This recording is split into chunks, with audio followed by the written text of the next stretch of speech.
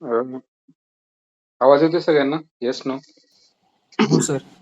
हो sir. Okay, start करू. नाही, मला थोडंसं लेट झालं. इंटरनेटचं पावसामुळे थोडंसं स्लो आहे. ठीक आहे, जस्ट अ सेकंड.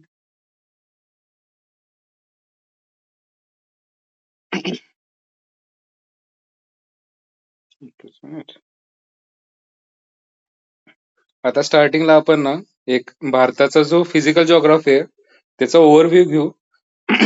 आणि त्यानंतर आपण काय करू, मी 25-24चे पेपर घेतले होते, तसंच 23-22-21चे पेपर जे आहेत ग्रुप, आता हे बघा, 22च्या पर्यंत ना ग्रुप बी आणि सी चे पेपर जे आहेत ते एकत्र व्हायचे. त्यानंतर 23 नंतर स्प्लिट झाले ते. सो त्याच्या आधी जे आहेत, आता जसं ग्रुप सी ची परीक्षा झाली, लगेच निकाल लावता येते. ऍक्च्युली आधी कसं असायचं, गेल्या वर्षीपर्यंत परीक्षा झाली की 3 महिन्यांनी निकाल यायचं. पण आता 1 महिन्याच्या आत, 7 तारखेला परीक्षा झाली होती आणि आज 1 तारीख आहे, म्हणजे ऑलमोस्ट 22-23 दिवसात निकाल लावता येते. सो तुमचं पण तसंच होईल की प्रिलिम झाली की 25 दिवसात निकाल लागला ऑक्टोबरमध्ये की लगेच फॉर्म भरायचा आणि त्याची डेट असेल तुमची मेन्सची वगैरे. सो थोडस डोक्यात ठेवा हे. आणि कट ऑफ किती गेलं होतं आताच्या प्रिलिमचं, तर 53 गेलं होतं. म्हणजे हे ग्रुप बी ची झाली होती. आता हे बघा, कट ऑफ जो आहे खूप साऱ्या फॅक्टर्सवर डिपेंड करतो. पेपर ग्रुप बी आणि सी लेवलचा जो आहे ना, तो ऑलमोस्ट सिमिलर असतो. ग्रुप बी चं थोडस काय म्हणू आपण, टफनेस लेवल जे असते ग्रुप सी पेक्षा एक स्टेप हाय असते. म्हणजे थोडस आणखी फॅक्च्युअल जरा किंवा जास्त डीप मध्ये थोडस विचारलेलं असतं ग्रुप बी ला. सो ग्रुप सी चे जे आहे कम्पॅरेटिव्हली इझियर साईडला येतो पेपर. पण आता काय झालंय, ऑनलाईन एक्झाम मुळे शिफ्ट मध्ये होणारी एक्झाम, म्हणजे काही आता ते शिफ्ट मध्ये जेव्हा होते ना, तेव्हा इझी डिफिकल्ट पेपर सांगणं अवघड असतं. कारण काही बॅचेसला पेपर सोपा जातो, काहीला अवघड जातो. पण प्रत्येक ह्याच्यात अशी मुलं असतात की ज्यांना सोपा गेलाय, अवघड गेलाय वगैरे. सो तरी पण डोक्यात ठेवा, आता हे ग्रुप बी चं ना जागा कमी असतात, लक्षात घ्या. तरी कट ऑफ जो आहे तो 53 गेलेला आहे. तुमच्या जागा जास्त आहेत, 450च्या जवळपास फक्त EMVI च्या जागा आहेत, ज्याला की मेकॅनिकल इंजिनियर्स बसणार फक्त. आता हे बघा, म्हणजे मला आता 17चा जो आकडा आहे, 2017 साली जेव्हा मी दिली होती परीक्षा, तेव्हा मेकॅनिकल इंजिनियरची सेपरेट असायची EMVI ची प्री वगैरे. तेव्हा साधारणतः 70,000 मुलांनी अप्लाय केलं होतं, फक्त मेकॅनिकलचे होते तेव्हा. ठीक आहे. सो आता तुमची जी, मला वाटतं की मागच्या एक 7-8 वर्षामध्ये मेकॅनिकलचा ट्रेंड थोडासा डिग्रेड झालेला आहे. म्हणजे मेकॅनिकलला येणाऱ्या विद्यार्थ्यांची संख्या थोडीशी कमी झाली आहे आणि कम्प्युटर, जे IT ओरिएंटेड फील्ड आहे तिकडे संख्या थोडीशी वाढलेली आहे. सो थोडंसं, कारण मला हे गेट वरून पण कळालं, गेटची जी एक्झाम असते ऑल इंडिया लेवलची मेकॅनिकलची, त्याच्यामध्ये माझा 2017ला जो स्कोर होता, तेव्हा जेवढा रँक, म्हणजे 17ला माझा काहीतरी 60च्या जवळपास होतं, तेव्हा माझा रँक आहे ते 7,000 होतं. आणि आता 26ची दिली तेव्हा माझा स्कोर 28 आहे, तरी पण रँक तेवढाच आहे, 7,000. म्हणजे निम्मा स्कोर आहे, बट रँक तेवढाच आहे. कारण का त्यावेळेस मोर 2 लाख वगैरे स्टुडंट अपिअर व्हायचे मेकॅनिकल गेटला. यावेळेस खूप कमी आहेत, ऑलमोस्ट 60-70 हजारच आहेत. सो मेकॅनिकलची संख्या कमी झाली, लक्षात घ्या. सो तुमच्यासाठी ही बिग ऑपॉर्च्युनिटी आहे, एवढ्या जागा कधी येणार नाहीत पुढच्या 3-4 वर्षामध्ये. सो गो थ्रू होऊन गेला एकदाच. समजते सगळ्यांना. टेक्निकलचं आपण घेऊया नंतर, टेक्निकल साठी सफिशियंट टाइम आहे, पुढचे 3 महिने जे असतील प्रिलिम नंतर. आता सध्या फोकस जो आहे तो प्री कशी काढायची याच्यावर ठेवायचं. आणि मी त्यासाठी, म्हणजे माझा पण मॅक्सिमम टाइम हा कोणते एरियाचे आहेत की ज्याच्यावर फोकस करून मॅक्सिमम आउटपुट काढता येईल. कारण तसं बघायचं गेलं तर जिओग्राफीचं मी जे शेअर केलं होतं बुक, ते पण मोर दॅन 400 पेजेस आहे, सौदीचं जे आहे ते. आता त्यातले जे सेक्शन आहेत, आपण परत आता ग्रुप बी चा पण पेपर बघूया. म्हणजे या वर्षी आता जो 15 दिवसापूर्वी पेपर झाला होता 7 जूनला, की त्याची लेवल काय आहे समजतं, जेणेकरून आता तुमची जे होणार आहे 3 महिन्याने exam, similar kind of questions असतात. सो खूप जास्त म्हणजे अवघड आहे का, काही जमत नाहीये का सोपं आहे का मीडियम आहे, हे तुम्हाला कळेल. हे बघा, ज्यांनी आता जस्ट सुरू केले, ऍड आले किंवा आता मी शिकवते तेव्हापासून ज्यांनी सुरू केले, त्यांच्यासाठी काही गोष्टी खूप नवीन असतील. ज्यांनी आधीपासून थोडंसं करतायत, म्हणजे 6 महिन्यापासून वगैरे थोडंसं, त्यांच्यासाठी कम्पॅरेटिव्हली इझी असतील. पण आता हे बघा, प्रिव्हियस इयर मधून हे शिकायचं की ट्रेंड काय असतो तो ऑब्झर्व्ह करायचा जरा, की बाबा कुठल्या टाईपचे क्वेश्चन्स आहेत आणि त्याच्या जवळपासच्या एरिया फोकस करायचं, लक्षात घ्या. तसं वाचायला गेलं तर हे नेव्हर एंडिंग सिलेबस आहे. 400 पानाचं जिओग्राफीचं एकच पुस्तक तुम्ही पुढच्या 3 महिन्यात कव्हर होणार नाही, एवढं मोठं आहे. आणि ते लक्षात पण राहणार नाही एक्झाम पर्यंत. पण आपल्याला फोकस काय करायचं, जे विचारले जातात प्रश्न, किंवा हे बघा तुम्ही आता प्रिव्हियस इयर मधून मी दाखवेन पण, की रिपिटेशन असतं पेपरमध्ये आणि तुम्ही जर एखादी गोष्ट व्यवस्थित केली जरा आणि प्रिव्हियस इयर जर पाठ केले क्वेश्चन जरा सारखे सारखे सोडवून, तर तुम्हाला 3 ते 4 क्वेश्चन प्रत्येक सब्जेक्टमध्ये सोडवायला मदत होईल PYQ वरून. आणि आपल्याला जे आहे 50% थ्रेशोल्ड क्रॉस करायचं. बघूया आपण हे PYQ मधून आणखी. सो आता काय करू, फिजिकल जिओग्राफी जी आहे भारतची ती थोडीशी बघूया. आणि जसं महाराष्ट्राचं बघितलं होतं आपण, हे शेअर केलेत मी ऑलरेडी या माइंड मॅप्स जे आहेत ते. आता यामध्ये एरिया वाईज बघायला गेलं, म्हणजे एरियाच्या आहे ना, तर भारताचं क्षेत्रफळ जे आहे जगात 7व्या नंबरची कंट्री आहे. तसं बघायला गेलं तर रशिया जो आहे तो एरिया वाईज मोठा आहे खूप. आणि जर याचं बघायला गेलं लोकसंख्येच्या बाबतीत, तर तो दुसऱ्या नंबरचा होता 2011 साली. आता हा रँक 1 ला पोहोचलोय आपण. ठीक आहे, लोकसंख्येच्या बाबतीत म्हणजे चायनाला क्रॉस केलंय आपण मागच्या वर्षी. आता हे बघा, जगाचं जेवढं क्षेत्रफळ आहे त्याच्या फक्त 2.4 म्हणजे 2.4% फक्त आपल्याकडे आहे आणि लोकसंख्या मात्र 17% आहे. जगाचं ऍव्हरेज पॉप्युलेशन किंवा पॉप्युलेशन डेन्सिटी जे आहे त्याच्या कम्पॅरेटिव्हली इंडियाची पॉप्युलेशन डेन्सिटी जास्त आहे. कारण जागा आपल्याकडे 2.5%च आहे जगाच्या, पण पॉप्युलेशन 17%च्या पेक्षा जास्त आहे. समजतं? आणि पूर्णपणे आपण काय नॉर्थ इक्वेटर जो आहे, म्हणजे पृथ्वीच्या मधून जी लाईन जाते, जस्ट अ सेकंड, ही समजा आपली अर्थ आहे, मधून जी लाईन जाते त्याला विषुववृत्त म्हणतात, इक्वेटर. आपण कम्प्लिटली वरती आहोत इथं. समजते, खाली नाही, लक्षात घ्या. ऑस्ट्रेलिया वगैरे जे आहे, न्यूझीलंड वगैरे जे आहे ते इकडे आहेत खाली. आपला जो कंट्री आहे तो टोटली काय आहे, वरती आहे इक्वेटरचे, हे लक्षात ठेवायचं. आणि मग सगळ्यात जास्त कुठले बॉर्डरिंग कंट्रीज आहे हे आपण ऑलरेडी बघितलंय, लक्षात घ्यायच्या आधी. बांगलादेशची जी बाउंड्री आहे ती सगळ्यात जास्त आहे आपल्यासोबत. त्यानंतर चायना, पाकिस्तान, नेपाळ, म्यानमार, भूतान वगैरे हे लक्षात ठेवा. आता हा प्रिव्हियस इयरला ऑलरेडी क्वेश्चन आलेला आहे. सो हे जर तुम्हाला माहित नसेल किंवा तुमच्या लक्षात राहत नसेल तर फेल होण्याची शक्यता जास्त आहे. म्हणजे कट ऑफ जो आहे 50चा तो क्रॉस होणार नाही तुमच्याच्यानं. हे जे आहे हे इम्पॉर्टंट आहे गोष्ट, कारण विचारली. सो ह्याच्यातलंच परत विचारलं की हा आकडा विचारला 4000, 3400, 3300, 1700, सारखं सारखं हे वाचल्यानंतर थोडेफार रेंज लक्षात राहते. सो हे लक्षात ठेवा.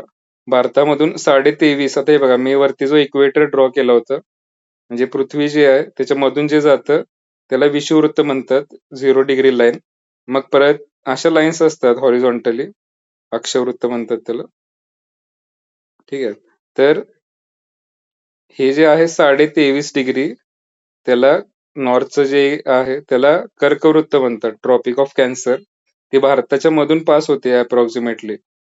ठीक आहे. तर आता हे बघा, ह्याची एक हे पण लक्षात ठेवा, हा इम्पॉर्टंट खूप. UPSC मध्ये पण विचारला होता हा क्वेश्चन. आता रिपिटेशन आहे म्हणल्यावर हे आलं पाहिजे तुम्हाला, आणि जरा विचारलं यावर्षी पण तुम्हाला.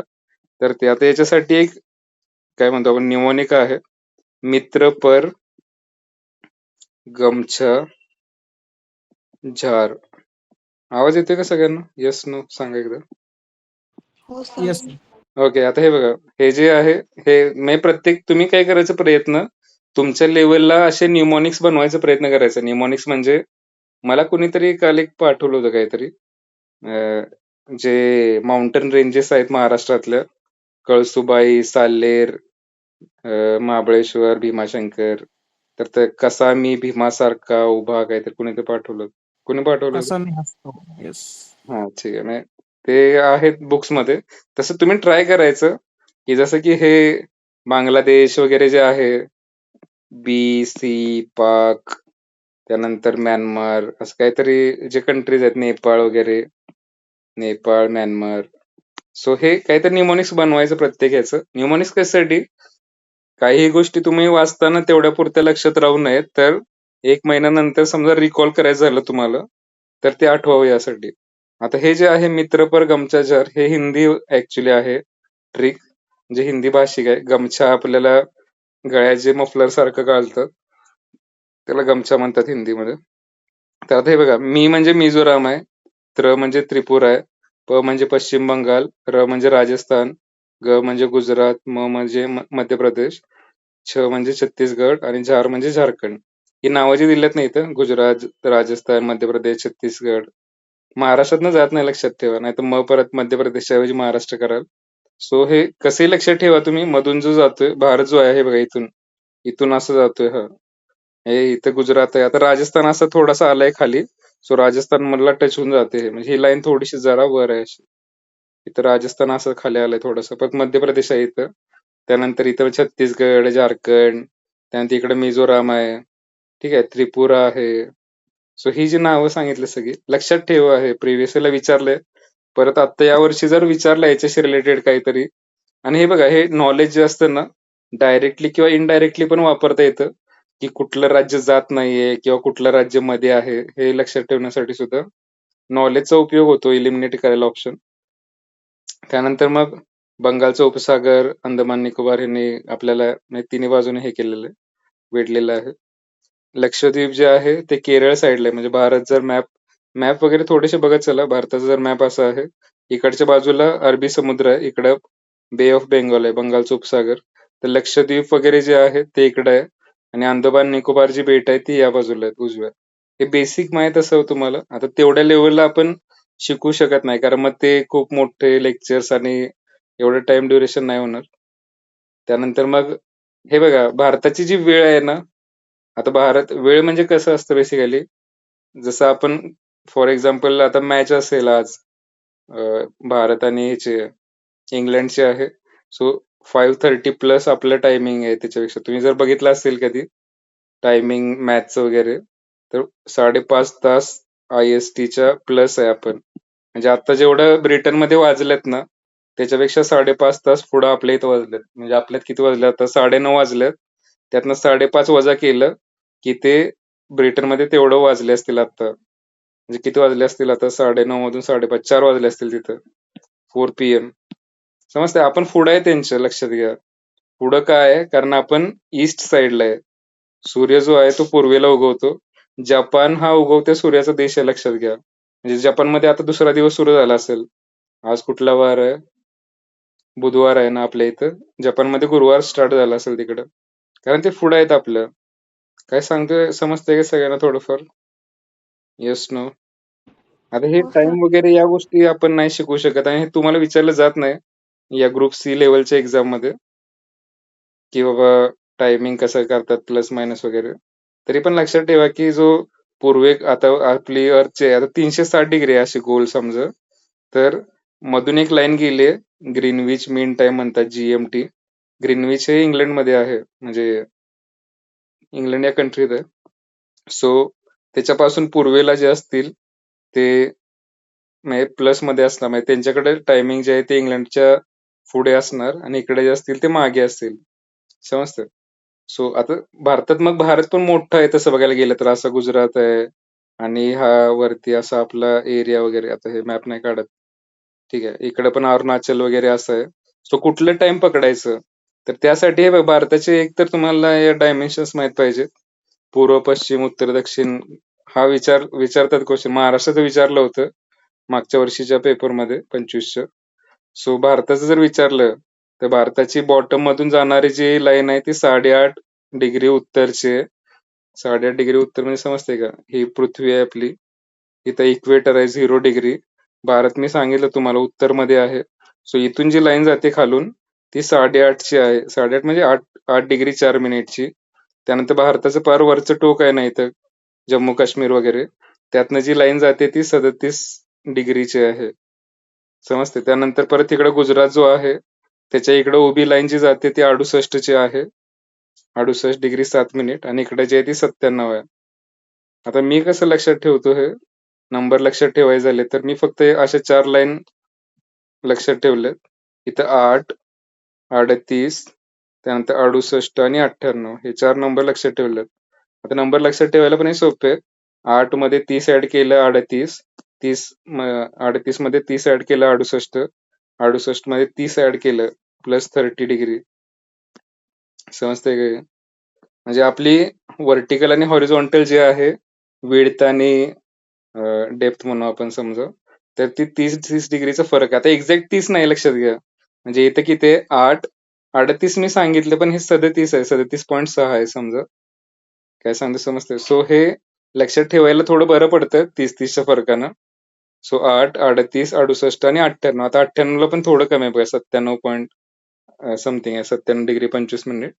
पण जर लक्षात ठेवायचे असतील नंबर्स आहे तुम्हाला, नॉर्थ, साऊथ, ईस्ट, वेस्ट भारताचं एक्सटेन्शन किती आहे, तर हे 4 नंबर लक्षात ठेवा. 8, 38, 68 आणि 98. 8 पासून सुरू करायची. खालची लाईन 8 वरची लाईन 38, हे 68 आणि हे 98. काय सांगतो समजतंय का? आणि दोन्ही म्हणजे पहिले जे आहे ते नॉर्थ आहे आणि लास्टचे 2 आहेत ते ईस्ट आहे. अरे समजतंय का? Yes no? Yes sir. हा, म्हणजे हे कसं आहे, एकदम बेसिक जिओग्राफी विचारलं ना तुम्हाला, तर हे जनरल नॉलेज टाईप आहे. हे SSC CGL ला विचारतात. जे SSCच्या ज्या टॅक्स इन्स्पेक्टर वगैरे तसल्या पोस्ट असतात ना, त्यांना हे असलं विचारलं जातं. भारताचं GK. पण आपल्याला महाराष्ट्र स्पेसिफिक असतात. पण समजा भारतावर काय क्वेश्चन आला एखादा आणि सोप्या लेवलचं जर म्हणलं, तर या स्लाइड मधून सगळे भारताची बेसिक इन्फॉर्मेशन कव्हर होते. सो ते तरी तुम्हाला माहित असेल. जास्त डिटेलमध्ये नसेल तरी बाबा बेसिक भारताचा नकाशात कोणत्या लाईन्स महत्वाच्या आहेत, तर या लाईन्स महत्वाच्या आहेत. आता मी सांगितलं इथं 8, 38, 68 आणि 98. आता 68 आणि 98 जे आहे ना, हे बघा, हे पूर्वेकडचा जो भाग आहे पूर्ण तो 98 डिग्रीच्या जवळपास आहे आणि पश्चिम गुजरातचं जे टोक आहे ते 98 आहे. आणि मी सांगितलं तुम्हाला की जसं आपण म्हणजे या दिशेनं जातो पूर्वेकडे, तसं टाइम जो आहे तो प्लस प्लस होत जातो. सो कुठलं टाइम पकडायचं भारतासाठी? कारण हे बघा, आता जर तुम्ही नॉर्थ ईस्ट म्हणजे समजा अरुणाचल प्रदेशमध्ये असाल ना, तर आता तिथं म्हणजे खूप जास्त रात्र झालेली असते. म्हणजे तिथं दिवस जो आहे, आपल्या इथं समजा पहाटे 6ला उजाडत असेल ना, तर तिथं 4 वाजता उजाडणार अरुणाचल प्रदेशमध्ये. कारण का टाइम जर एकच आहे पूर्ण भारताला, पण अरुणाचल प्रदेश खूप पूर्वेकडे आहे. हे बघा, भारताचा जो मॅप आहे, थोडस आता हे एवढं डिटेल मध्ये काही गरजेचं नाही, पण थोडस माहित असं. आता समजा हे अरुणाचल प्रदेश इकडे आहे समजा, आणि ही 82.5ची लाईन इथून जाते 82 डिग्री. हे पण लक्षात ठेवा, भारताची जी वेळ आहे ना, म्हणजे आता सगळ्यांच्या घड्याळ जे वाजले त्याचं जे टायमिंग पकडतो आपण इंडिया स्टँडर्ड टाइम, तर ते 82 डिग्री 30 मिनिट काय तर आहे. पण इथं जे टाइम आहे सेंटरला, अरुणाचल प्रदेश खूप इकडे आहे बघा, पूर्वेकडे. जपान वगैरे मी म्हणलं तुम्हाला पार पूर्वेकडे आहेत आणखी. सो इथं जे वेळ जे आहे ना, ते भले टाइम मध्ये आता 9:30 वाजले असतील आपल्या इथं, पण तिथं अरुणाचल प्रदेश मध्ये खूप जास्त अंधार झाला असेल. म्हणजे कारण का अंधार तिथं लवकर पडणार. म्हणजे आपल्या इथं संध्याकाळचे 6 वाजले असतील ना, किंवा संध्याकाळचे 4 वाजले समजा आपल्या इथं, तेव्हा तिथं 6 वाजता जसं आपल्या इथं अंधार पडतो तसं तिथं अंधार पडणार पटकन. कारण त्यांचं टाइम वगैरे थोडस पूर्वेला असल्यामुळे ऍक्च्युली मग ते मागणी होते की 3 टाइम झोन करा, इथल्यांसाठी टाइम झोन वेगळा, इथून सेंटरला वेगळा, इकडच्यांसाठी वेगळा. समजते? जसं की रशिया कंट्री आहे, रशिया खूप आडवा मोठा कंट्री आहे असं भारतापेक्षा. सो तिथं वेगवेगळे टाइम झोन असतात. म्हणजे एका ठिकाणी 10 वाजले असतील तिथं, तर रशियामध्येच दुसऱ्या ठिकाणी परत इकडं टाइम झोन वेगळा आहे. म्हणजे तिथं त्याच टायमिंगला एक्झॅक्ट इथं 2 वाजले असतील समजा. समजते? सो टाइम झोन वेगवेगळे केलेत. फ्रान्सचे सगळ्यात जास्त टाइम झोन आहेत. सो फ्रान्स मोठा नाहीये, पण ते जसं इंग्लंडनं आपल्यावर कब्जा केला होता, तशा फ्रान्सच्या ओव्हरसीज टेरिटरीज खूप जास्त आहेत. तसं भारतामध्ये एकच वेळ आहे बघा, म्हणजे भारतात. कारण का रेल्वेचं टायमिंग जे असतं ते चुकतं. मग जर तिकडचं घड्याळ वेगळं असेल अरुणाचल प्रदेश मधलं, इथलं आपल्या इथलं महाराष्ट्रातलं वेगळं असेल घड्याळ, तर मग आपल्या इथलं टायमिंग तिकडचं टायमिंग तिकडच्या घड्याळात वेगळे वाजले असेल. सो ते क्लॉक्स वगैरे ऍडजस्ट करायला लागतात खूप सारे. सो ते तसं करायला कन्फ्युजन नको, त्यामुळे एकच टाइम ठेवलं. सो ते टाइम जे आहे ते लक्षात ठेवा. 82.5 जे आहे, इथं जो नंबर आहे हा 82.5 नंबर लक्षात ठेवा. 82 डिग्री 30 मिनिट, की जो कुठून जाते, अलाहाबाद जे आहे प्रयागराज जे म्हणतो आपण, ही लाईन आहे बघा, ही 82.5 ची, ही इथून जाते अशी. आता ही कुठल्या कुठल्या राज्यातून जाते वगैरे इथं आहेत, म्हणजे परत ते झारखंड वगैरे असं येतात नावं सगळे. सो ते नंतर मी शेअर करेन त्याची नावं. आणि श्रीलंकाला पण तिथे, कारण श्रीलंका इथं आहे खाली वगैरे, आणि आपला व्यापार होतो यांच्याशी. सो आणि नेपाळ पण इथंच आहे वरती आपल्या इथं. ठीक आहे, उत्तर प्रदेश. सो जवळच्या देशांनी हीच टाइम आपल्यासारखं अक्वायर केलंय, जेणेकरून ट्रेडिंग असेल किंवा बाकी फ्लाईट्स वगैरे असतील त्यात कन्फ्युजन नको काय. बाकी मग हे कुठल्या देशाला कुठल्या राज्यांच्या सीमा आहेत, पाकिस्तानला गुजरात, राजस्थान, पंजाब, जम्मू काश्मीर, लडाखचे आहे. अफगाणिस्तानला फक्त लडाखचे आहे, कारण तो पीओके मध्ये आहे सध्या अफगाणिस्तान. चीनला लडाख आहे, उत्तराखंड, हिमाचल प्रदेश, सिक्कीम. हे जनरल नॉलेज आहे, हे आपण भारताच्या मॅप मध्ये इथं इथं चायना आहे, मध्येच नेपाळ, भूटान आहेत, आणि परत इकडे चायना आहे असं. त्यानंतर नेपाळला आहे ते, भूतानला. हे लक्षात ठेवा. हे जर क्वेश्चन विचारला सोप्या लेवलचं भारताच्या जिओग्राफीवर, तर ह्याच्यावर क्वेश्चन असणार. त्यानंतर सगळ्यात टॉपचं बॉटमचं टोक म्हणजे दक्षिणेकडील टोक जे आहे इंदिरा पॉइंट आहे, पण सध्या तो सुनामी जो आला होता 2004चा, त्याच्यामुळे हे पाण्यात गेलेलं आहे. ग्रेट निकोबार म्हणजे निकोबारचे बेट आहे भारताचं, त्यात हा पॉइंट होता, पण तो पाण्याखाली आहे आता सध्या. आणि जर भारताच्या, हे बघा, मेनलँड इंडिया म्हणजे काय, हा भारताचा जर मॅप आता मी ड्रॉ केला होता समजा असं आहे. ठीक आहे, आता रफ ड्रॉ करतो. हा जो मॅप आहे समजा इथं, तर हा इथं खाली शेवटी केरळ आहे आणि तमिळनाडू आहे हा भाग. तर हा मेनलँड इंडिया झाला. आणि मग इथं या साईडला अंदमान निकोबार इकडे बेट आहेत अशी. सो इकडे निकोबार मध्ये सगळ्यात पॉइंट आहे लोएस्ट. मेनलँड इंडियाचा सगळ्यात बॉटमचा पॉइंट घ्यायचा झाला तर तो कन्याकुमारी आहे. समजते. तसं इकडचा जो पॉइंट आहे पश्चिमेकडचा सगळ्यात, तो गुजरात मध्ये असणार. आणि इकडचा जो शेवटचा पॉइंट आहे इकडचा, तो अरुणाचल प्रदेश मध्ये असणार. आणि वरचा जो असणार तो जम्मू काश्मीर मध्ये असणार, इथं JNK. ओके. सो हे बघा, हे दिले हे north, south, east, west. Kanyakumari जर मेनलँड इंडिया घेतला तर इंदिरा पूल हा वरचा सगळ्यात पॉइंट आहे इथं. सियाचीनचं जे ग्लेशियर आहे, बॅटल ग्राउंड जे आहे भारत पाकिस्तानचं, तिथं. त्यानंतर पश्चिमेकडे गुजरात मधील हे नाव आहे. आता हे थोडस ट्रान्सलेशन मध्ये चेंजेस आहेत, ते नंतर इंग्लिश शेअर करेन मी. आणि अरुणाचल प्रदेशमध्ये किबितू आहे, तो पूर्वेकडचा. आता हा UPSC ला क्वेश्चन विचारला होता मागच्या वर्षीच. सो जर तुम्ही थोडस व्यवस्थित केलं हे, तर आता UPSC म्हणजे अवघड म्हणतो आपण खूप जास्त, पण त्याच्यात जर हे बेसिक लेवलचे क्वेश्चन विचारले जात असतील, तर तुमची MPSC ग्रुप सी ची तर बेसिक एक्झामच आहे. सो त्याच्यात या टाईपचे क्वेश्चन आले तर तो अवघड वाटायला नको, लक्षात घ्या. सो हे थोडस एवढे स्लाइड फक्त करायचे भारताच्या जिओग्राफीचे. जर तुम्हाला जास्त काही वाचायचं नसेल ना, यात जी भारताची बेसिक इन्फॉर्मेशन दिली आहे ना, एवढी जरी तोंडपाठ असेल तुमची, तरी एखादा क्वेश्चन आला भारताच्या जिओग्राफीवर तर तो सुटून जाईल. एकूण किनारपट्टी किती आहे बघा, 7516 किलोमीटर आहे. आता हे जेव्हा मोजण्याच्या पद्धतीवर असतं, हे कशी प्रकारे मोजतायत वगैरे. महाराष्ट्राची किती किनारपट्टी आहे कोणाला सांगता येईल का? 720. हा, 720. हे नंबर लक्षात ठेवायचे बरं का. MPSC मध्ये नंबर्स खूप विचारले जातात आणि नंबर मध्ये खूप चुका केल्या जातात. म्हणजे 720च्या ऐवजी 820 टाकतात MPSC वाले. UPSC शक्यतो आधी असं करायचे नाही, पण आता UPSCचा पण पॅटर्न मागच्या 2-3 वर्षापासून चेंज झालं. म्हणजे MPSC मध्ये नंबर खास करून पाठ करायला भर द्या. मी सांगितलं 720च्या ऐवजी 750 पण करतात कधी कधी, ते किरकोळ लेवलला चुकवतात. सो थोडस फॅक्च्युअल ओरिएंटेड जास्त पाहिजे. ओके. त्यानंतर राज्य, आता हे हे जे आहे 28 आणि 8 वगैरे, हे थोडस चेक करायला पाहिजे, कारण हे जे आहे 2022, हा ठीक आहे, म्हणजे ते 28 कारण हे सेपरेट केलं होतं, जम्मू काश्मीर आणि लडाख वगैरे, आणि बाकी युनियन टेरिटरी जे आहेत त्या मर्ज केले होतं. सो असेल हे, ठीक आहे. बाकी मग रिव्हर सिस्टीम जे आता हे भारताची बेसिक जिओग्राफी बघितली आपण. रिव्हर सिस्टीम जे आहे हे आपण बघितलंय मागच्या लेक्चर मध्ये, परवा जे झालं होतं ते. सगळ्यात ईस्ट साइडची जी नदी आहे हिमालयातून उगम पावणारी, सिंधू इंडस रिव्हर सिस्टीम जे आहे ते. आणि त्याच्या ज्या नद्या सांगितल्या होत्या मी, नॉर्थ टू साऊथ, समजतंय. इंडस, झेलम, चेनाब, रावी, ब्यास, सतलज. हा क्रम फक्त लक्षात ठेवा. याच्यावर खूप सारे प्रश्न विचारलेत MPSC ग्रुप A ला, UPSC ला सुद्धा. पहिल्या 3 नद्यांचा पाकिस्तानवर, म्हणजे पाकिस्तानचा या 3 नद्यांवर जास्त अधिकार आहे. या 3 नद्यांवर भारताचा जास्त अधिकार आहे, समजतं.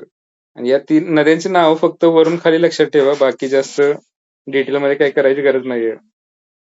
आता हे तिबेटमध्ये तिला सिंगी खंबान, सिंहाचे तोंड वगैरे म्हणतात सिंधू नदीला.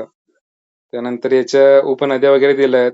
झांस्कर, आता झांस्कर व्हॅली वगैरे डोंगर रांग आहे तिथं. द्रास नदी आहे. मध्ये चायनाचा वगैरे आपला इश्यू चालू होता. श्योक नदी आहे. नुब्रा व्हॅली मध्ये आता कॉन्फ्लिक्ट चालू होता भारत आणि चायनाचं. सो आता हे भांडणं चालू असतात चायना भारतामध्ये सुद्धा. सो आता तुम्ही इंटरनॅशनल रिलेशन गिलगिट बलुचिस्तान वगैरे एरिया ऐकला असेल तुम्ही, तर ते रिजन आहे ते. आणि याच्या उपनद्या लक्षात ठेवा. हे इथं खाली दिलंय बघा. तिबेटमध्ये उगम पावतो लक्षात घ्या. म्हणजे भारतात पण नाही, भारताच्या पूर्वेला आणखी तिबेट आहे तिथं उगम पावतो. जम्मू काश्मीर मधून वाहते वरच्या साईडनं, पाकिस्तानातून अरबी समुद्राला मिळते ही नदी. आणि ह्याच्या ज्या 5 उपनद्या आहेत महत्वाच्या, पंजाब जो आहे, पंजाब जे नाव आहे, पंच नद्यांपासून ते बनलेलं आहे. 5 मेन नद्या तिथून वाहतात. सो इंडस सोडून बाकीच्या ज्या नद्या आहेत सगळ्या, झेलम, चेनाब, रावी, ब्यास, सतलज, त्या 5 नद्यांनी गाळाना जो प्रदेश तयार झालेला आहे, तो बेसिकली पंजाबचा रिजन आहे. पंजनाब म्हणतात त्याला. ठीक आहे. आणि पाकिस्तानात पण पंजाब आहे लक्षात घ्या. प्रोव्हिन्स आहे तिथलं. म्हणजे पंजाब आपली जेव्हा फाळणी झाली तेव्हा निम्मा भाग पाकिस्तानात गेला, निम्मा भारतात राहिला. त्यानंतर गंगा रिव्हर सिस्टीम, ह्याच्या मागच्या वर्षीच म्हणजे 2025च्या MPSC ला क्वेश्चन होतं यमुना नदीच्या उपनद्यांवर. सो आता मग गंगा नदीचीच उपनदी यमुना आहे आणि यमुनाच्या उपनद्या विचारल्या होत्या. आठवतंय का तुम्हाला काय प्रिव्हियस इयरचं डिस्कस केलं होतं आपण हे? CSBK हे ॲब्रिव्हिएशन होतं. चंबळ, सिंध, बेतवा, केन वगैरे असं. म्हणून मी सांगतोय ॲब्रिव्हिएशन तुम्ही तुमच्या लेवलला प्रिपेअर करा, जेणेकरून एक्झाम पर्यंत म्हणजे 3 महिन्यानंतर जे असतील ते लक्षात राहील. नाहीतर आता वाचताना सगळ्या गोष्टी सोप्या वाटतात, पण नंतर 10 दिवसानं विचारलं नद्या वगैरे, उपनद्या कोणत्या आहेत, तर ते लक्षात राहत नाही तसं. आता हे गंगा रिव्हर सिस्टीम आपण डिटेलमध्ये बघितले, सो याचं परत नको बघायला. डाव्या उजव्या बाजूच्या उपनद्या दिल्यात इथं. रामगंगा, गोमती, काली, गंडक, कोसी, घागरा. आणि उजव्या बाजूच्या पण दिल्यात यमुना, सोन. यमुनेच्या परत 4 उपनद्या आहेत मोठ्या. कोसीला बिहारचे दुःख म्हणतात. का म्हणतात तिला बिहारचे दुःख किंवा बिहारचे अश्रू म्हणतात? कारण कोसी नदी जी आहे ती नेपाळ साईडनं येते आणि त्याला खूप प्रचंड पाणी असतं लक्षात घ्या. म्हणजे पूर आणतो बेसिकली. कोसी नदी जी आहे, एकतर खूप जास्त पूर येतो बिहारमध्ये आणि याचा जो कोर्स आहे तो शिफ्ट होतो. आता ही गोष्ट आपल्यासारख्याला नवीन आहे, नदीचा प्रवाह बदलणे.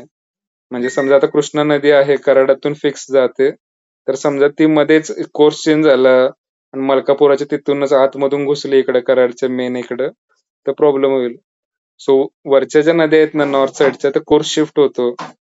म्हणजे ब्रह्मपुत्रा नदी वगैरे जे आहे ते पण त्याच्या डिस्ट्रीब्युटरीज वाढत जातात. कशामुळे? या नद्या प्रचंड गाळ घेऊन येतात स्वतःसोबत हिमालयातून आणि गाळ पुढे जमा झाला की त्यांचा रस्ता जो आहे तो बदलतो, तिसरीकडे जातात परत. समजतंय? सो हे नाव लक्षात ठेवा फक्त. कोसी नदी बिहारचे अश्रू किंवा बिहारचे दुःख म्हणतात आणि दामोदर नदी जी आहे तिला बंगालचे दुःख किंवा बंगालचे अश्रू म्हणतात. 2 नद्या आहेत या, कोसी, ठीक आहे, हे बिहार. बिहारला जास्त प्रॉब्लेम करतात हे, पूर वगैरे असेल, बाकी गोष्टी असतील. आणि दामोदर जे आहे, दामोदर नदीला बंगालचे अश्रू म्हणलं जातं. अश्रू म्हणजे निगेटिव्ह टर्म्स मध्ये. तसा नद्यांचा फायदा होतो सगळ्यांना, पण पावसाळ्यात खूप जास्त नुकसान होतं. पूर, शेती पाण्याखाली जाणे वगैरे या सगळ्या गोष्टी. सो हे 2 नावं लक्षात ठेवा. खूप कॉमन आहेत हे, बेसिक जनरल नॉलेजचं जे असतं त्या कॅटेगरी मधलं आहे. सो तुम्हाला जर याच्या रिलेटेड काही क्वेश्चन आला तर कन्फ्युजन नको काय. ओके. त्यानंतर मग ब्रह्मपुत्रा नदी मी सांगितलं, त्या नदीला म्हणजे ही बऱ्यापैकी चायनाचा जो तिबेट रिजन आहे तिथून वाहते. यारलांग सांगपो म्हणतात तिथं त्या नदीला. आणि अरुणाचल प्रदेश मधून ती वेगळ्या तिथल्या लँग्वेज मध्ये वेगवेगळे नाव आहेत. दिहांग, सियांग आणि परत ब्रह्मपुत्रा आसाम मध्ये नाव आहे याला आणि बंगालमध्ये जमुना नाव आहे. सो एकाच नदीची 5 नावं झाली बघा. हिला तिबेट किंवा चायना रिजन मध्ये सांगपो म्हणतात.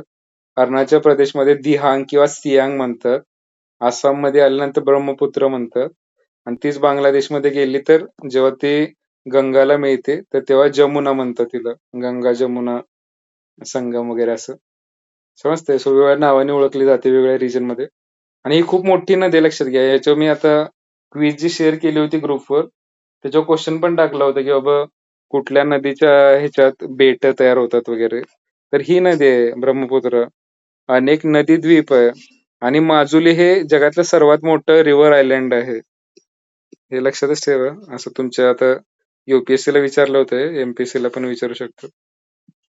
माजुली म्हणजे गावाचं नाव आहे. रिव्हर आयलंड म्हणजे समजते का, नदी आहे समजा ही अशी आणि त्याच्यामध्येच बेट आहे असं. शक्यतो बेट वगैरे शब्द तुम्ही समुद्राशी रिलेटेड ऐकला असेल, अंदमान निकोबार, लक्षद्वीप वगैरे. पण नदीमध्ये नदीच एवढी हॉरिझॉन्टली पसरलेली आहे आडवी की त्याच्यामध्येच बेट तयार झालेले आहेत मध्ये मध्ये. समजतंय. सो माजुली हे जे आहे ते रिव्हर आयलंड आहे की जे जगातलं सगळ्यात मोठं रिव्हर आयलंड आहे. सो हे लक्षात ठेवा. बाकी मग ह्याचा बऱ्यापैकी भाग जो आहे तो चायनामध्ये, त्यानंतर अरुणाचल प्रदेश, आसाम मधून ती बांगलादेशमध्ये जाते. सो 2-3 राज्यांशी जास्त संबंध येतो तिकडच्या नॉर्थ ईस्टच्या. सुंदरबन जो आहे, आता सुंदरबन जो एरिया आहे तो वेस्ट पश्चिम बेंगॉल जे आहे तिथं आहे आणि बांगलादेशमध्ये खूप जास्त आहे. जगातलं सगळ्यात मोठं मँग्रोव्ह आयलंड जे आहे, मँग्रोव्ह म्हणजे काय असतं बेसिकली, समुद्राच्या पाण्यामध्ये वाढणाऱ्या ज्या वनस्पती असतात त्यांना मँग्रोव्ह म्हणतात. सो सुंदरबन जे आयलंड आहे किंवा सुंदरबनचा जो मँग्रोव्ह रिजन आहे, डेल्टा बेसिकली, तर तो जगातला सगळ्यात मोठा डेल्टा रिजन आहे, लक्षात घ्या. कारण गंगा आणि हे जे ब्रह्मपुत्रा नदी आहे ती मिक्स होतात तिथं. सो खूप जास्त पाणी आणि गाळ तिथं जमा होतो. सो सगळ्यात मोठं मँग्रोव्ह डेल्टा किंवा फॉरेस्ट आहे सुंदरबन. जगातलं सगळ्यात मोठं आहे, लक्षात घ्या. आणि त्यातला काही भाग आपल्या पश्चिम बंगालमध्ये आहे आणि बऱ्यापैकी भाग जो आहे तो 70% बांगलादेशमध्ये गेलेला आहे. ईस्ट पाकिस्तान फाळणी जेव्हा झाली होती तेव्हा ईस्ट पाकिस्तान म्हणायचं त्याला. ओके. त्यानंतर बाकी मग ठीक आहे, नद्यांवर आला तर इंडिया लेवलच्या. आणि मी आणखी एक शेअर केलं होतं, हा हे बघा, म्हणजे पेनिन्स्युलर या वरच्या ज्या 3 नद्या बघितल्या आपण, गंगा, ब्रह्मपुत्र आणि सिंधू नदी, या हिमालयातून उगम पावतात. तर त्या 12माही नद्या असणार. आणि त्या नद्या सोडून आता यमुना नदी पण हिमालयातूनच उगम पावते, गंगेची उपनदी आहे. सो त्या नद्यावरच्या सोडून खाली ज्या नद्या आहेत, मध्य प्रदेशमध्ये असतील, काही महाराष्ट्रातल्या आहेत, कृष्णा, कोयना, गोदावरी, तर त्या नद्यांना पेनिन्स्युलर रिव्हर्स म्हणतात. प्राद्वीपीय नदी प्रणालीचा भाग आहे ते. कारण या नद्या काय होतं, पावसाळ्यात फक्त जास्त पाणी सप्लाय होणार, मग ते पाणी आपण धरण बांधून साठवून ठेवलं तर ठीक आहे, नाहीतर मग त्या नद्या कोरड्या पडणार. वेरेस हिमालयातल्या ज्या नद्या असतात त्यांना पावसाळ्यात तर पाऊस पडतो सगळा आपला मान्सूनचा, आणि उन्हाळ्यात सुद्धा बर्फ वितळल्यामुळं ग्लेशियर जे असतं, हिमनग वगैरे, ते वितळून त्यांना पाणी असतं. ठीक आहे. सो हा फरक आहे. आता या बाकीच्या ज्या नद्या आहेत, पूर्वेकडे वाहणाऱ्या नद्या, ज्या मोठ्या नद्या आहेत त्या बऱ्यापैकी पूर्वेकडे वाहतात. म्हणजे आपली जी कृष्णा आहे, गोदावरी आहे, कावेरी, आता इथं नावं दिलेत बघा, महानदी ओडिसा साईडला आहे ही. पूर्वेकडे वाहणार नद्या डेल्टा तयार करतात. समजतंय. डेल्टा म्हणजे काय असतं, माती घेऊन जातात स्वतः सोबत आणि ते समुद्राच्या मुखाजवळ जमा करतात आणि त्यामुळं काय होतं, गाळाचा प्रदेश तयार होतो, त्याला डेल्टा म्हणतात. आता माती घेऊन जातात म्हणजे काय, त्यात न्यूट्रिएंट्स असतात, त्यामुळे पीक चांगलं येतं. एवढं फक्त लक्षात ठेवा. याचं उगम स्थान वगैरे दिलंय सगळं प्रत्येक नदीचं. हे आता हे बघा, एवढ्याच नद्या करायच्या भारतातल्या, या सोडून बाकी नद्या करायची गरज नाही, लक्षात घ्या. बाकी तशा खूप साऱ्या नद्या आहेत, पण मेन मेन तरी करा. या महानदी जे आहे, दंडकारण्य जे आहे त्याच्यापाशी उगम पावते. 857 किलोमीटर लांबी आहे. आणि याच्या उपनद्या जे आहेत, सेवनाथ, हसदेव, ईब, मांड, तेल, ओग. आता एक किम जॉंग उन जो आहे नॉर्थ कोरियाचा डिक्टेटर, त्याच्या नावासारखे याच्या उपनद्या आहेत बघा, ओग, जॉंग, ईब. काय सांगतोय समजतंय का? सो ही विचित्र जरा नाव आहेत ही. सो ही थोडस लक्षात ठेवा. जर तुमच्या MPSC मध्ये आला क्वेश्चन असं, या उपनद्या कुठल्या नदीच्या आहेत, तर त्या महानदी जी आहे ओडिसा मधली त्याच्या उपनद्या आहेत, ओग, जॉंग, ईब, मांड, तेल, सेवनाथ, हसदेव. तरी सोपं आहे लक्षात ठेवायला, ही थोडीशी नाव विचित्र आहेत. त्यानंतर गोदावरी नदीचं आपण डिटेलमध्ये बघितलेलंच आहे. त्र्यंबकेश्वरमध्ये उगम पावते, 1465 आहे, या उपनद्या आहेत सगळ्या. हे माहीतच पाहिजे कारण महाराष्ट्राची जिओग्राफी डिटेलमध्ये विचारली जाते. कृष्णा नदीचं पण हे माहित पाहिजे तुम्हाला. आता महाराष्ट्रातल्या बघितल्या होत्या आपण, हे भीमा, तुंगभद्रा जी आहे ती बेसिकली कर्नाटकातली आहे. घटप्रभा, मळप्रभा, त्यानंतर मुसी नदी, कोयना माहित आहे आपल्याला. सो ही नावं लक्षात ठेवा, घटप्रभा, तुंगभद्रा, मळप्रभा, कारण हे मोठ्या नद्या आहेत कर्नाटकातल्या आणि त्या कृष्णेला मिळतात पुढं. आणि कावेरी जी आहे ती एकदम साऊथला आहे, म्हणजे कर्नाटकात उगम पावते आणि मग तमिळनाडू, पॉंडिचेरी इकडच्या साईडला जाते.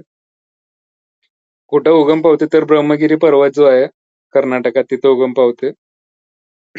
मग याच्या उपनद्या ज्या आहेत, हेमावती, शिमसा, अर्कावती, कंबिनी, भावनी, अमरावती, या उपनद्या आहेत. सो आता एक कावेरीवर विचारलं जात नाही, एकदम साऊथ साईडची नदी आहे. आपल्या महाराष्ट्रातल्या या दोन माहितीच पाहिजेत आणि महानदी, कावेरी थोडंसं लक्षात ठेवा. आता काही नद्या ज्या आहेत, बऱ्यापैकी नद्या ज्या आहेत, हे बघा, भारताचा उतार जो आहे तो पूर्वे साईडला आहे. सो नॅचरली या काही नद्या ज्या आहेत त्या पूर्वेला वाहतात बऱ्यापैकी. मग काही थोड्या नद्या ज्या आहेत त्या पश्चिम दिशेला वाहतात. आता यातल्या ज्या दोन नद्या आहेत ना, या नर्मदा आणि तापी, या मी सांगितलं होतं रिफ्ट व्हॅली मधून वाहतात. रिफ्ट व्हॅली म्हणजे काय असतं, असा डोंगर आहे त्याच्यामध्ये दरी क्रिएट झाली आहे. सो या नदीला जायला पर्याय नाही, या डोंगरातूनच जाणार, कारण दोन्ही साईडनं मोठं बॅरियर आहे. सो या दोन नद्या ज्या आहेत, नर्मदा आणि तापी, लक्षात ठेवा. हा क्वेश्चन जिओग्राफीच्या पॉईंट ऑफ व्ह्यू न खूप इम्पॉर्टंट आहे. आता तुम्हाला माउंटन कसे तयार होतात, म्हणजे डोंगर तयार कसे होतात, फोल्ड माउंटन, ब्लॉक माउंटन वगैरे असल्या काही गोष्टी विचारल्या जात नाहीत. फक्त बेसिक लक्षात ठेवा की हे ब्लॉक माउंटन जे आहेत, सातपुडा पर्वत वगैरे, त्यानंतर विंध्याचे जे पर्वत आहेत त्याच्यामधून या नद्या वाहतात. या दोन नद्यांची स्पेशली लक्षात ठेवा, या रिफ्ट व्हॅली मधून वाहणाऱ्या नद्या आहेत. अमरकंटक इथं उगम पावते नर्मदा. नर्मदा खूप मोठी नदी आहे, लक्षात घ्या. सरदार सरोवर डॅम जो आहे गुजरात मधला, तो या नदीवरच आहे. सगळ्यात मोठा जो पुतळा आहे सरदार वल्लभभाई पटेल यांचं. त्यानंतर मग तापी नदी जी आहे ती सातपुडा, हे आपण बघितलंय ऑलरेडी. 730 आहे आणि ह्याची बघा 13-12 आहे. या तापीपेक्षा दुप्पट आहे ऑलमोस्ट नर्मदा नदीची लेंथ. त्यानंतर मध्य प्रदेश, महाराष्ट्राच्या बॉर्डरवरून जाते. उपनद्यांची नावं पण दिलंय तिथं. आणि नर्मदेची जुळी बहीण म्हणतात बघा तापीला, का? कारण ही नर्मदा अशी वरून जाते आणि तिच्या खालोखाल तापी नदी जाते. समजते, वरती नर्मदा आहे आणि खाली तापी आहे. सो सिमिलर फ्लो आहे यांचा, दोन्ही रिफ्ट व्हॅली मधून जातात पॅरलल. सो जुळी बहीण वगैरे म्हणतात त्याला. मग याच्या पण उपनद्या लक्षात ठेवा, पूर्णा, बेतुल, अर्णावती. तापी महाराष्ट्रातले आहे, त्यामुळे याच्या उपनद्या विचारल्यात एमपीएससी मध्ये पण प्रिव्हियस इयर मध्ये. लुनी नदीबद्दल काय सांगितलं होतं मी, ही राजस्थानाच्या वळवंटातच लुप्त होते. हे समुद्राला मिळतच नाही, हे वळवंटातच ते पाणी संपून जातं सगळं या नदीचं. खारट नदी वगैरे, रण, कच्छ जे आहे गुजरातमध्ये, कच्छचा जो रण आहे तिथं लुप्त होते ते. साबरमती नदी, आश्रम जो होता गांधीजींचा त्याच्याशी रिलेटेड आहे. लांबी कमी यायची 320. त्यानंतर माही नदी, विंध्य पर्वत 533, म्हणजे या लेंथ कमी आहेत. माही नदी ही नदी जरा काय ट्रॉपिक ऑफ कॅन्सरला 2 वेळा कट करते. माही नदीच्या बाबतीत स्पेशालिटी काय आहे, मी मगाच सांगितलं की मधून एक लाईन जाते भारताच्या, ट्रॉपिक ऑफ कॅन्सर, कर्कवृत्त जे आहे, आणि कोणती नदी ट्रॉपिक ऑफ कॅन्सरला 2 वेळा कट करते असं विचारलं तर त्याचं उत्तर आहे माही. आवाज येतोय का सगळ्यांना? Yes, no? हो सर, येतोय. नाही, हे एवढं तरी लक्षात ठेवा, म्हणजे भारताचा भूगोल जर विचारलं, आता एमपीएससी चे पेपर बघितल्यावर तुम्हाला वाटेल की कधी विचारलं नाही हे किंवा काय, पण असं नको व्हायला. कारण कधी कधी काय होतं, सडनली एखाद्या एरियावर फोकस जास्त होतो. जसं आत्ताचा जर एमपीएससी ग्रुप एचा क्लास 1चा जर बघितला पेपर, तर त्यामध्ये याच्या आधी कधी प्राचीन इतिहास विचारला जात नव्हता एमपीएससी मध्ये. यावर्षी सलग 3-4 क्वेश्चन प्राचीन इतिहासावर आले होते. सो कसं होतं की तुम्हाला प्राचीन इतिहासातलं थोडं जरी माहित असेल, कालिदास किंवा सगळ्यात फेमस समजा कवी आहे कालिदास, तर त्याचं थोडंफार माहित असेल, किंवा मोठा राजा आहे त्याचं काय तर माहित असेल. परमार जे होते साम्राज्य, ते समजा पवार वगैरे आपल्या महाराष्ट्रात जे आहेत ते परमार वगैरे मध्य प्रदेशात आहेत, धार मधले. थोडं असं जरी माहित असेल इतिहास किरकोळ, तरी ते 2-3 क्वेश्चन जे आहे ते सुटण्यासारखे होते. पण जर तुम्ही काहीच वाचलं नाही ना, तर मग ते क्वेश्चन एकदम अवघड वाटतो. मग सुटणारच नाही वगैरे असं होतं. हे जर तुम्ही थोडं वाचलं ना, ॲटलीस्ट पूर्वेकडे कोणत्या नद्या वाहतात, पश्चिमेकडे कोणत्या हे जरी माहीत असेल तुम्हाला, तर एक्झाममध्ये तुम्हाला क्वेश्चन सुटण्याची पॉसिबिलिटी नद्याशी रिलेटेड वाढते. आणि काहीच नसेल माहीत तर मग काय तुम्ही स्किप करणार क्वेश्चन, मग डायरेक्ट 0. सो हे थोडंसं नॉलेज ठेवा. असं नाही की एकदम खूप जास्त डिटेलमध्ये बघतोय आपण. पण एवढं बेसिक थ्रेशोल्ड लेव्हलचं ठेवा, जेणेकरून अवघड जरी पेपर आला किंवा इंडियन जिओग्राफीवर फोकस केलं जरा जास्त, तरी पण हे क्वेश्चन चुकायला नको. ओके. मग बाकी हे फरक दिलाय पूर्वेकडून आणि पश्चिमेकडून वाहणाऱ्या ज्या नद्या आहेत त्या. एवढं काही गरजेचं नाहीये तो डिफरन्स वगैरे. आता परत हे भारतातील वनांचे प्रकार म्हणजे टाइप ऑफ फॉरेस्ट कुठले कुठले आढळतात. आता फॉरेस्टचा टाइप म्हणजे काय? पाऊस किती पडतोय बाबा, त्याच्यानुसार टाइप पडतात. म्हणजे चांगला पाऊस असेल किंवा जास्त पाऊस असेल तर सदाहरित वने जे म्हणतो एव्हरग्रीन ट्रीज. सदाहरित आणि पानझडीमध्ये फरक आहे. तर सदाहरित वनांची पानं कधी गळत नाहीत. पानं का गळतात झाडांची? वॉटर सेव्ह करण्यासाठी, पाणी वाचवण्यासाठी. सो समजा पाऊस कमी असेल तर झाडांची पानं गळतात जेणेकरून हिवाळ्यामध्ये वॉटर लॉस जो आहे तो रिड्यूस करता येईल आणि परत मग जेव्हा चैत्राची पालवी वगैरे येते तेव्हा परत नवीन पानं उगवतात. सो बघूया आपण हे बेसिक माहित पाहिजे लक्षात घ्या. आता एमपीएससी ग्रुप ए ला विचारतात एक म्हणजे राज्यसेवा गट अ ला विचारतात असले. तरी पण तुम्हाला जर विचारलं बेसिक काहीतरी तर हे आलं पाहिजे तुम्हाला थोडंसं. कारण एवढं अवघड नाहीये हे. सोपं आहे त्यामुळे मी सांगतोय तुम्हाला की जर आला तुम्हाला या लेवलचा क्वेश्चन तर सुटू शकतो.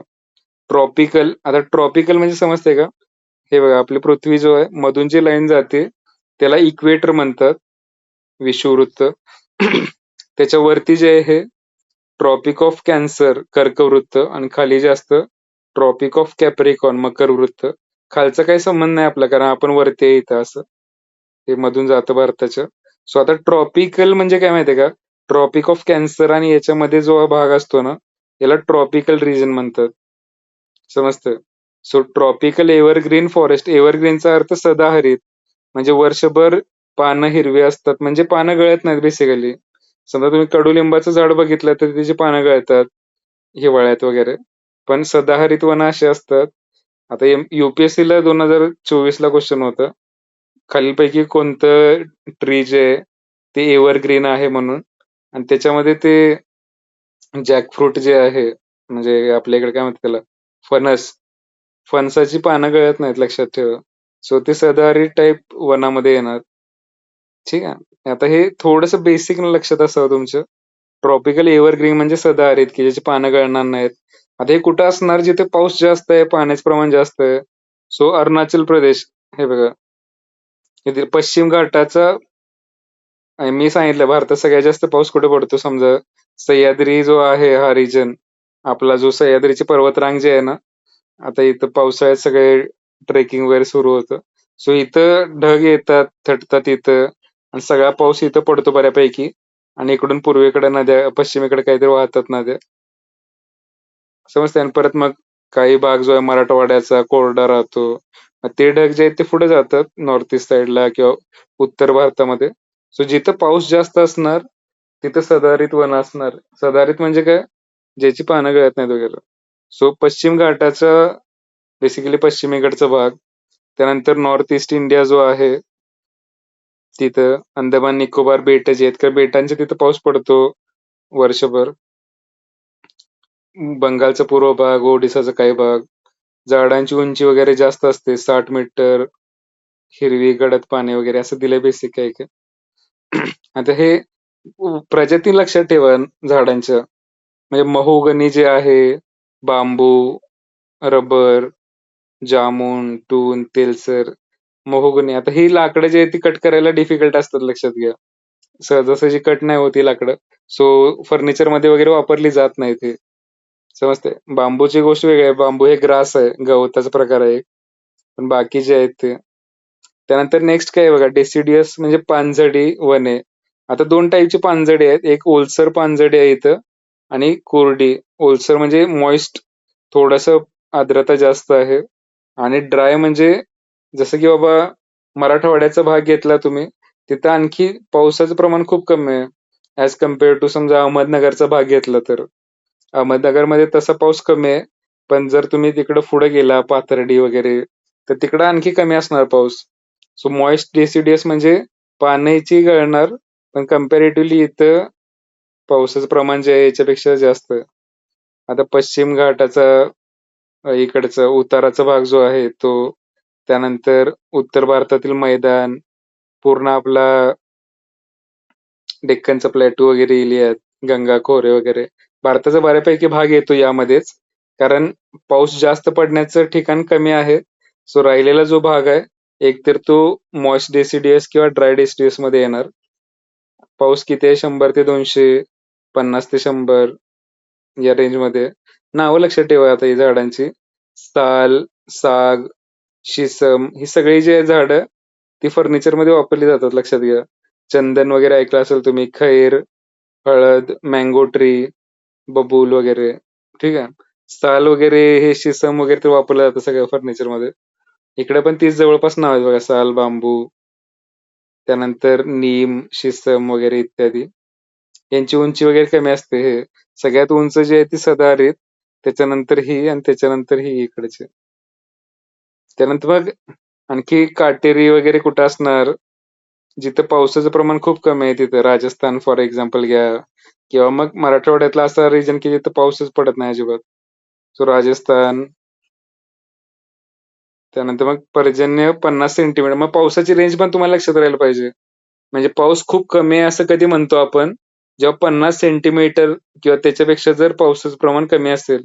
आता पाऊस मोजतात कसं आहे सेंटीमीटर वगैरे, तर त्याच्यासाठी आपलं जे हवामान खातं आहे त्यांच्याकडे ते फ्लास्क टाईप असतं, म्हणजे आपला जो कप आहे समजा घरात चहाचा, तर त्याच्यासारखे इन्स्ट्रुमेंट असतात ते बॉटल सारखे, की ज्याच्यामध्ये ते पाऊस जो आहे तो मोजला जातो, किती पाणी पडते वगैरे. सो सरासरी पावसा जो आहे 50 सेंटीमीटर किंवा त्याच्यापेक्षा कमी असेल तर खूप कमी पाऊस आहे असं.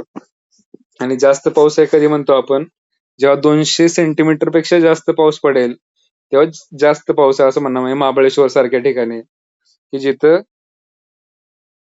ऍव्हरेज रेनफॉल जो आहे सरासरी पाऊस तो 200 सेंटीमीटर पेक्षा जास्त असणार. आणि राजस्थानमध्ये गेला तुम्ही तर 50 पेक्षा कमी आहे. आणि मग हे कमी आणि जास्त रेंज माहित असेल, की 50 पेक्षा कमी असेल तर खूप कमी आहे आणि 200 पेक्षा जास्त असेल तर जास्त आहे. तर ह्याच्या रेंजमध्येच भारतात पडतो पाऊस.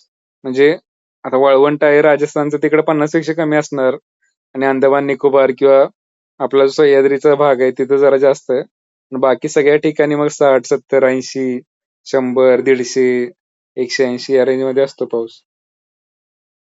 ओके. आता कॅक्टस वगैरे, निवडुंग वगैरे तुम्ही ऐकले असतील नावं. सो हे काटेरी किंवा थॉर्न फॉरेस्ट. त्यानंतर मग आता वनांचे महत्व काही सांगायची गरज नाही तुम्हाला, झाडं कशासाठी लागतात वगैरे. पर्वत, आता हिमालयात जे फॉरेस्ट वगैरे आढळतात आता ते वेगळ्या प्रकारचं असतं थोडंसं. जसं की ख्रिसमस वगैरे सण जो आहे त्याच्यामध्ये जी ट्री असते, ख्रिसमस ट्री, काय सांगतो, अशोकाचं वगैरे झाड असतं आपल्याकडे फॉर एक्झाम्पल. ते अशोकाचं झाड काही तिकडचं नाही, लक्षात ठेवा. अशोकाचं झाड बोगस आहे ते. पण हे बघा, अशा ट्री असतात ख्रिसमसच्या, जे वरच्या साईडला बर्फ खाली पडावं पटकन म्हणून, समजतंय असं. सो हे पर्वत, हिमालयन फॉरेस्ट जे म्हणतो किंवा माउंटेन फॉरेस्ट जे म्हणतात त्याला, जशी जशी उंची वाढेल, लक्षात घ्या, हिमालय खूप उंच आहे, जगातलं सगळ्यात हायेस्ट फॉर माउंटन रेंज आहे ही.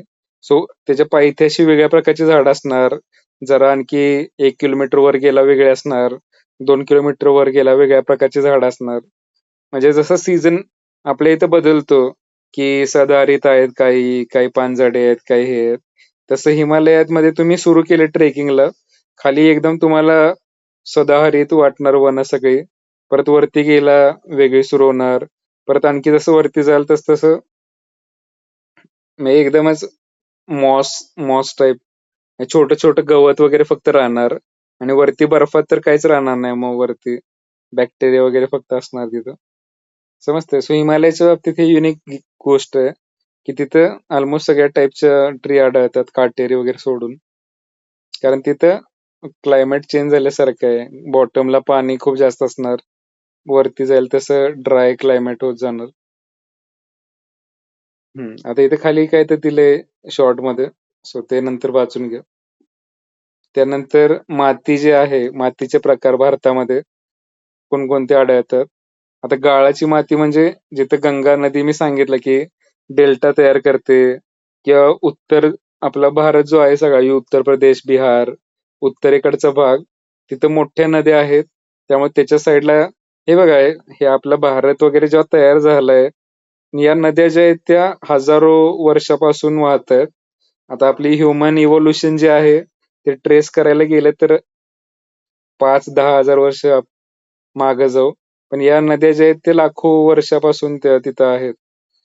त्याचा गाळ वगैरे जमा करून करून ते सगळं मैदान तयार झालेलं आहे. आता जिथं उत्तर प्रदेश, बिहार वगैरे हे जे रिजन आहेत, पंजाब वगैरे, ती गाळाची मैदान आहेत सगळे, लक्षात ठेवा. नद्यांचं लाईफ खूप जास्त आहे आपल्या ह्युमन म्हणजे जेव्हा सुरुवात झाली आपली, त्याच्या आधीपासून नद्या आहेत. ठीक आहे. सो गाळाची मैदान कुठं आहेत बेसिकली, जिथं मोठ्या मोठ्या नद्या त्याचा जो गाळ आहे त्याच्यासोबत येणारी माती जी आहे ती जमा करतात. एल्युवियल सॉइल म्हणतात त्याला. एल्युवियल म्हणजे गाळाची माती. आता हे कुठं आहे? पंजाब मी सांगितलं 5 नद्यांचा प्रदेश आहे पंजाब म्हणतात. पंजाब, हरियाणा शेजारी आहेत. उत्तर प्रदेश, बिहार शेजारी आहेत. झारखंड खाली बिहारच्या. सो ही सगळी जी आहेत वरची नॉर्थ इंडियामधली स्टेट्स, हे सगळे बेसिकली गाळाच्या मैदानावरती आहेत. कारण पंजाबमधून ज्या 5 नद्या वाहतात, उत्तर प्रदेशमधून गंगा, यमुना सगळ्या नद्या वाहतात. त्यामुळे ते सुपीक माती वगैरे आणतात आणि त्यामुळे ते प्रदेश तयार झालेले सगळे. आता यामध्ये हे बघा, झाडांच्या वाढीसाठी 3 न्यूट्रिएंट्स लागतात. एनपीके. एनपीके म्हणजे नायट्रोजन, फॉस्फरस, पोटॅशियम. समजतं? आवाज येतोय का सगळ्यांना? Yes, no? हो सर, येतो. तुम्ही कधी जर शेती रिलेटेड कधी हे केलं असेल, युरिया खत ऐकलं असेल समजा. युरिया म्हणजे बेसिकली नायट्रोजनचं हे आहे, काय म्हणतो फर्टिलायझर. नायट्रोजन जास्त असतं तर माती जी असते आपली झाडं वाढण्यासाठी, हे 3 प्रायमरी न्यूट्रिएंट्स आहेत. मॅक्रो न्यूट्रिएंट्स म्हणतात त्याला. सो आपल्या पूर्ण भारतातल्या ज्या माती आहे ना, त्यामध्ये नायट्रोजनचं प्रमाण तसं बघायला गेलं तर कमी आहे सगळ्या भारतामध्ये ओव्हरऑल. लक्षात ठेवा ही गोष्ट. त्यामुळे सगळ्यात जास्त खत जे वाटलं जातं युरिया वगैरे, त्यात नायट्रोजन असतो. पण याचं प्रमाण बॅलन्स पाहिजे, लक्षात घ्या. खूप जास्त प्रमाणात तुम्ही युरिया नुसतं टाकलं आणि बाकी हे न्यूट्रिएंट्स असतील तर झाडाची वाढ होत नाही व्यवस्थित. आणि नायट्रोजन जर जास्त टाकलं तर जमीन जी आहे ती सलाईन बनते. सलाईन म्हणजे त्याच्यात पीएच लेवल वाढतो जमिनीचं आणि काही कालांतराने ती जमीन नापीक बनते. ओके. नायट्रोजनची कमतरता आहे, लक्षात ठेवा. गाळाची जरी माती असली तरी त्यात नायट्रोजन नाहीये. ठीक आहे. मग फॉस्फरस आहे त्यामध्ये बऱ्यापैकी, पोटॅशियम आहे, म्हणजे पी एन के आहे. त्यानंतर लाईम आहे थोडस. आता कुठली कुठली पिकं येतात बघा त्यात. गहू चांगल्या प्रकारे, तांदूळ, बस सगळीच पिकं येतात ऑलमोस्ट. कारण खत टाकावं लागतं नायट्रोजन, बाकी सगळं आहे त्या मातीमध्ये. मग सगळी पिकं येणार यामध्ये. ओके. त्यानंतर काळी माती, हे महाराष्ट्र स्पेसिफिक आहे, लक्षात ठेवा. महाराष्ट्राचं दख्खनचं पठार जे आहे, डेक्कन प्लॅटू, ते बेसॉल्टच्या रॉक पासून बनलेलं आहे. त्याला ब्लॅक सॉइल म्हणतात. त्याला दुसरं नाव आहे रेगूर. रेगूर माती. हे लक्षातच ठेवा तुम्ही. महाराष्ट्रात जी माती आहे, पूर्ण मराठवाडा आपला जो आहे, विदर्भ साईडचा जो आहे, पश्चिम महाराष्ट्र पण घ्या, सातारा बितारा सगळं, तर त्यामध्ये जी माती आढळते कापसाची काळी माती म्हणली जाते त्याला. कापसाची काळी माती. यात मेन पीक कापूस घेतलं जातं काळ्या मातीत.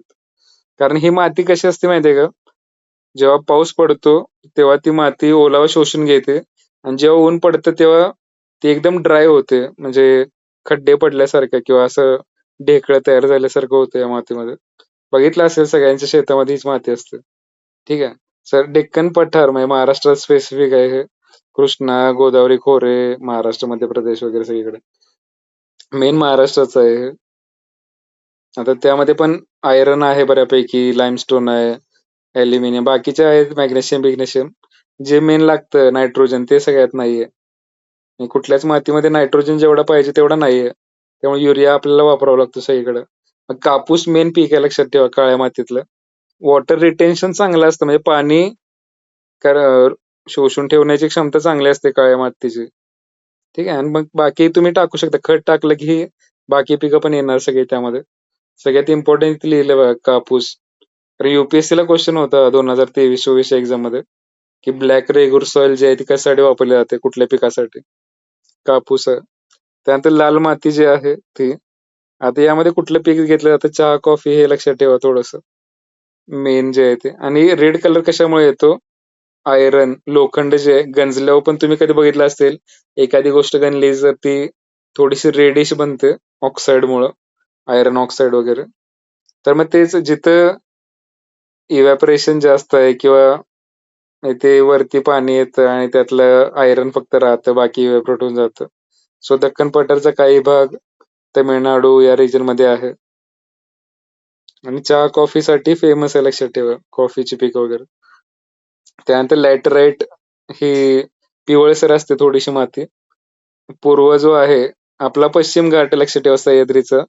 पूर्व घाट म्हणजे इकडं आंध्र प्रदेश, तमिळनाडू, ओडिसा या साईडला आहे. आता लोह कमी आहे याच्यामध्ये. याच्यात लोह जास्त आहे लक्षात ठेवा. रेड सॉइल मध्ये आयरन जास्त आहे. लॅटराइट मध्ये आयरन कमी आहे. वाळूचं प्रमाण सिलिका, फॉस्फरस बाकी जास्त आहे. याच्यात पण चहा वगैरे घेतला जातो आणि बाकी गोष्टी करता येतात याच्यात पण. वाळवंटी सॉइल, आता हे डेझर्ट सॉइल काही गरजेचं नाही.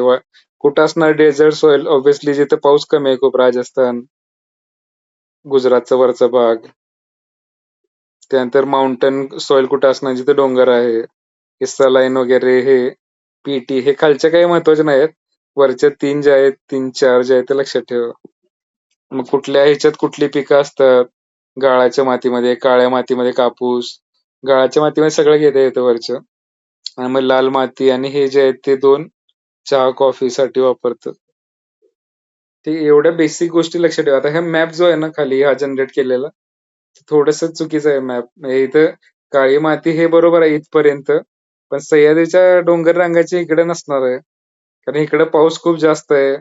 त्यामुळे माती जी आहे ती परत लॅटराइट होणार. समजतंय? हे चॅट जीपीटी एवढं डिटेलमध्ये करत नाही, क्रिएट इमेज वगैरे. वरचं हे तयार करतं चांगलं फळं-बिळं हे, पण आणखी इतकं मायक्रो डिटेलिंग मध्ये जात नाही अजून ते. सो हे नका व्यवस्थित हे करू. नाहीतर परत कन्फ्युज व्हाल की सह्याद्रीचा डोंगर पूर्ण जो आहे तो काळ्या मातीचा आहे का? नाही. डोंगर जो आहे तो वेगळा असणार दगडाचा. समजते? इकडची माती लाल माती असते कोकणात कधी गेला तुम्ही तर. सो हे मॅपचं कलर कोडिंग आणि इकडचं हे नका करू. वरती जे दिलंय एरिया वगैरे जे दिलंय, इकडे दिलंय सगळा एरिया, तो व्यवस्थित वाचा फक्त. त्यानंतर आता हे वरती बघितलेच आपण माती आणि इकडे पिकं दिल्यात शेवटी. तेच परत इथं आहे आणखी. प्रमुख पिके, उत्पादन वगैरे. जसं की सिरियल जे आहे, धान्य वगैरे जे आहे. गहू कुठं जास्त उगवतो? तर ऑब्व्हियसली गाळाची माती उत्तर प्रदेशमध्ये. उत्तर प्रदेश एरियानं पण मोठं आहे आपल्यापेक्षा. सो यूपी, पंजाबमध्ये खूप जास्त आहे गव्हाचं प्रमाण. आता गहू हे रब्बी पीक आहे. काय असतं रब्बी पीक? खरीप, रब्बी ऐकलंय का? सीझन. हो सर. हे हिवाळ्यामध्ये घेतलं जातं. हा. म्हणजे आता जे आपण सगळे पावसाची वाट बघतोय, सगळे महाराष्ट्रातले शेतकरी, आता जे आपण पेरणार आणि दिवाळीमध्ये काढणार पिकं, ते बेसिकली खरीप पिकं असतात. आणि जे दिवाळीच्या दरम्यान पेरली जातात आणि परत एप्रिल मे मध्ये काढली जातात त्यांना रब्बी पिकं म्हणतात. सो गहू जे आहे ते रब्बी पीक आहे बेसिकली. म्हणजे जे हिवाळ्यात पेरलं जातं आणि नंतरच्या पिरियड मध्ये. त्यासाठी खरीप रब्बी वगैरे असतं बेसिकली. रब्बी मध्ये 2च लक्षात ठेवा, एक गहू आहे आणि दुसरं एक काय म्हणतात त्याला, हरभरा. हरभरा नाही. ते जास्त प्रमाणात काय तर ते बाकी कुठं असेल इथे खाली. मोहरीचा काहीतरी आहे ते मी शेअर करतो नंतर, काय त्याला म्हणतात. फेमस आहे बट आता इथे नाव लक्षात येईना मला. पण ठीक आहे जाऊ दे. गहूच्या बाबतीत लक्षात ठेवा, कारण आपण जे रोज खातो डेली चपाती, बाकी सगळी बऱ्यापैकी खरीप असतात. गहू जे आहे ते रब्बी पीक आहे. त्यानंतर तांदूळ वगैरे जे आहे, आता हे खरीप आहे. महाराष्ट्रात पण आहेच बऱ्यापैकी उत्पादन, पण जास्त रँक कोणता आहे? पश्चिम बंगालमध्ये. त्यानंतर साऊथचे जे असणार स्टेट, आंध्र प्रदेश आणि खाली त्यानंतर मग हे बाकी पिकं जे आहेत, बाजरी, आता हे इंडिया लेवलचे दिले आहेत, त्यामुळे हे महाराष्ट्राचे जव लिहिले ऍक्च्युली ज्वारी पाहिजे. ठीक आहे. महाराष्ट्र, उत्तर प्रदेश, राजस्थान, ज्वारी बाजरी हे जे आहेत त्यांना मिलेट्स म्हणतात. मिलेट्स मिलेट्स म्हणजे कमी पाण्यामध्ये उगवणारी हे आहेत. ऍक्च्युली हे चांगलं आहे बघा. तुम्हाला आता जनरल नॉलेज सांगायचं झालं तर चपातीपेक्षा कधीही भाकरी जी आहे ती आपल्या गट हेल्थसाठी आणि ओव्हरऑल डायजेशनसाठी चांगली असते. समजतंय का? म्हणजे डाएट मध्ये तुम्ही कुणाला आता आवडतं नाही आवडतं ही वेगळी गोष्ट, बट जर हेल्थ तुमची इम्प्रूव्ह करायची असेल तर एक टाइम समजा चपाती खात असेल, एक टाइम भाकरी फॉलो करा. थोडंच तुम्हाला जाणवेल आपलं डायजेशन आणि ओव्हरऑल लॉंग हेल्थसाठी चांगलं आहे. ठीक आहे. मिलेट्स वगैरे सो आता बाहेरच्या देशामध्ये पण हे प्रमोट केलं जातं. म्हणजे तुम्हाला वाटतं की बाबा भाकरी कोण खाते, जुनी माणसं वगैरे खायची, तर तसं नाहीये.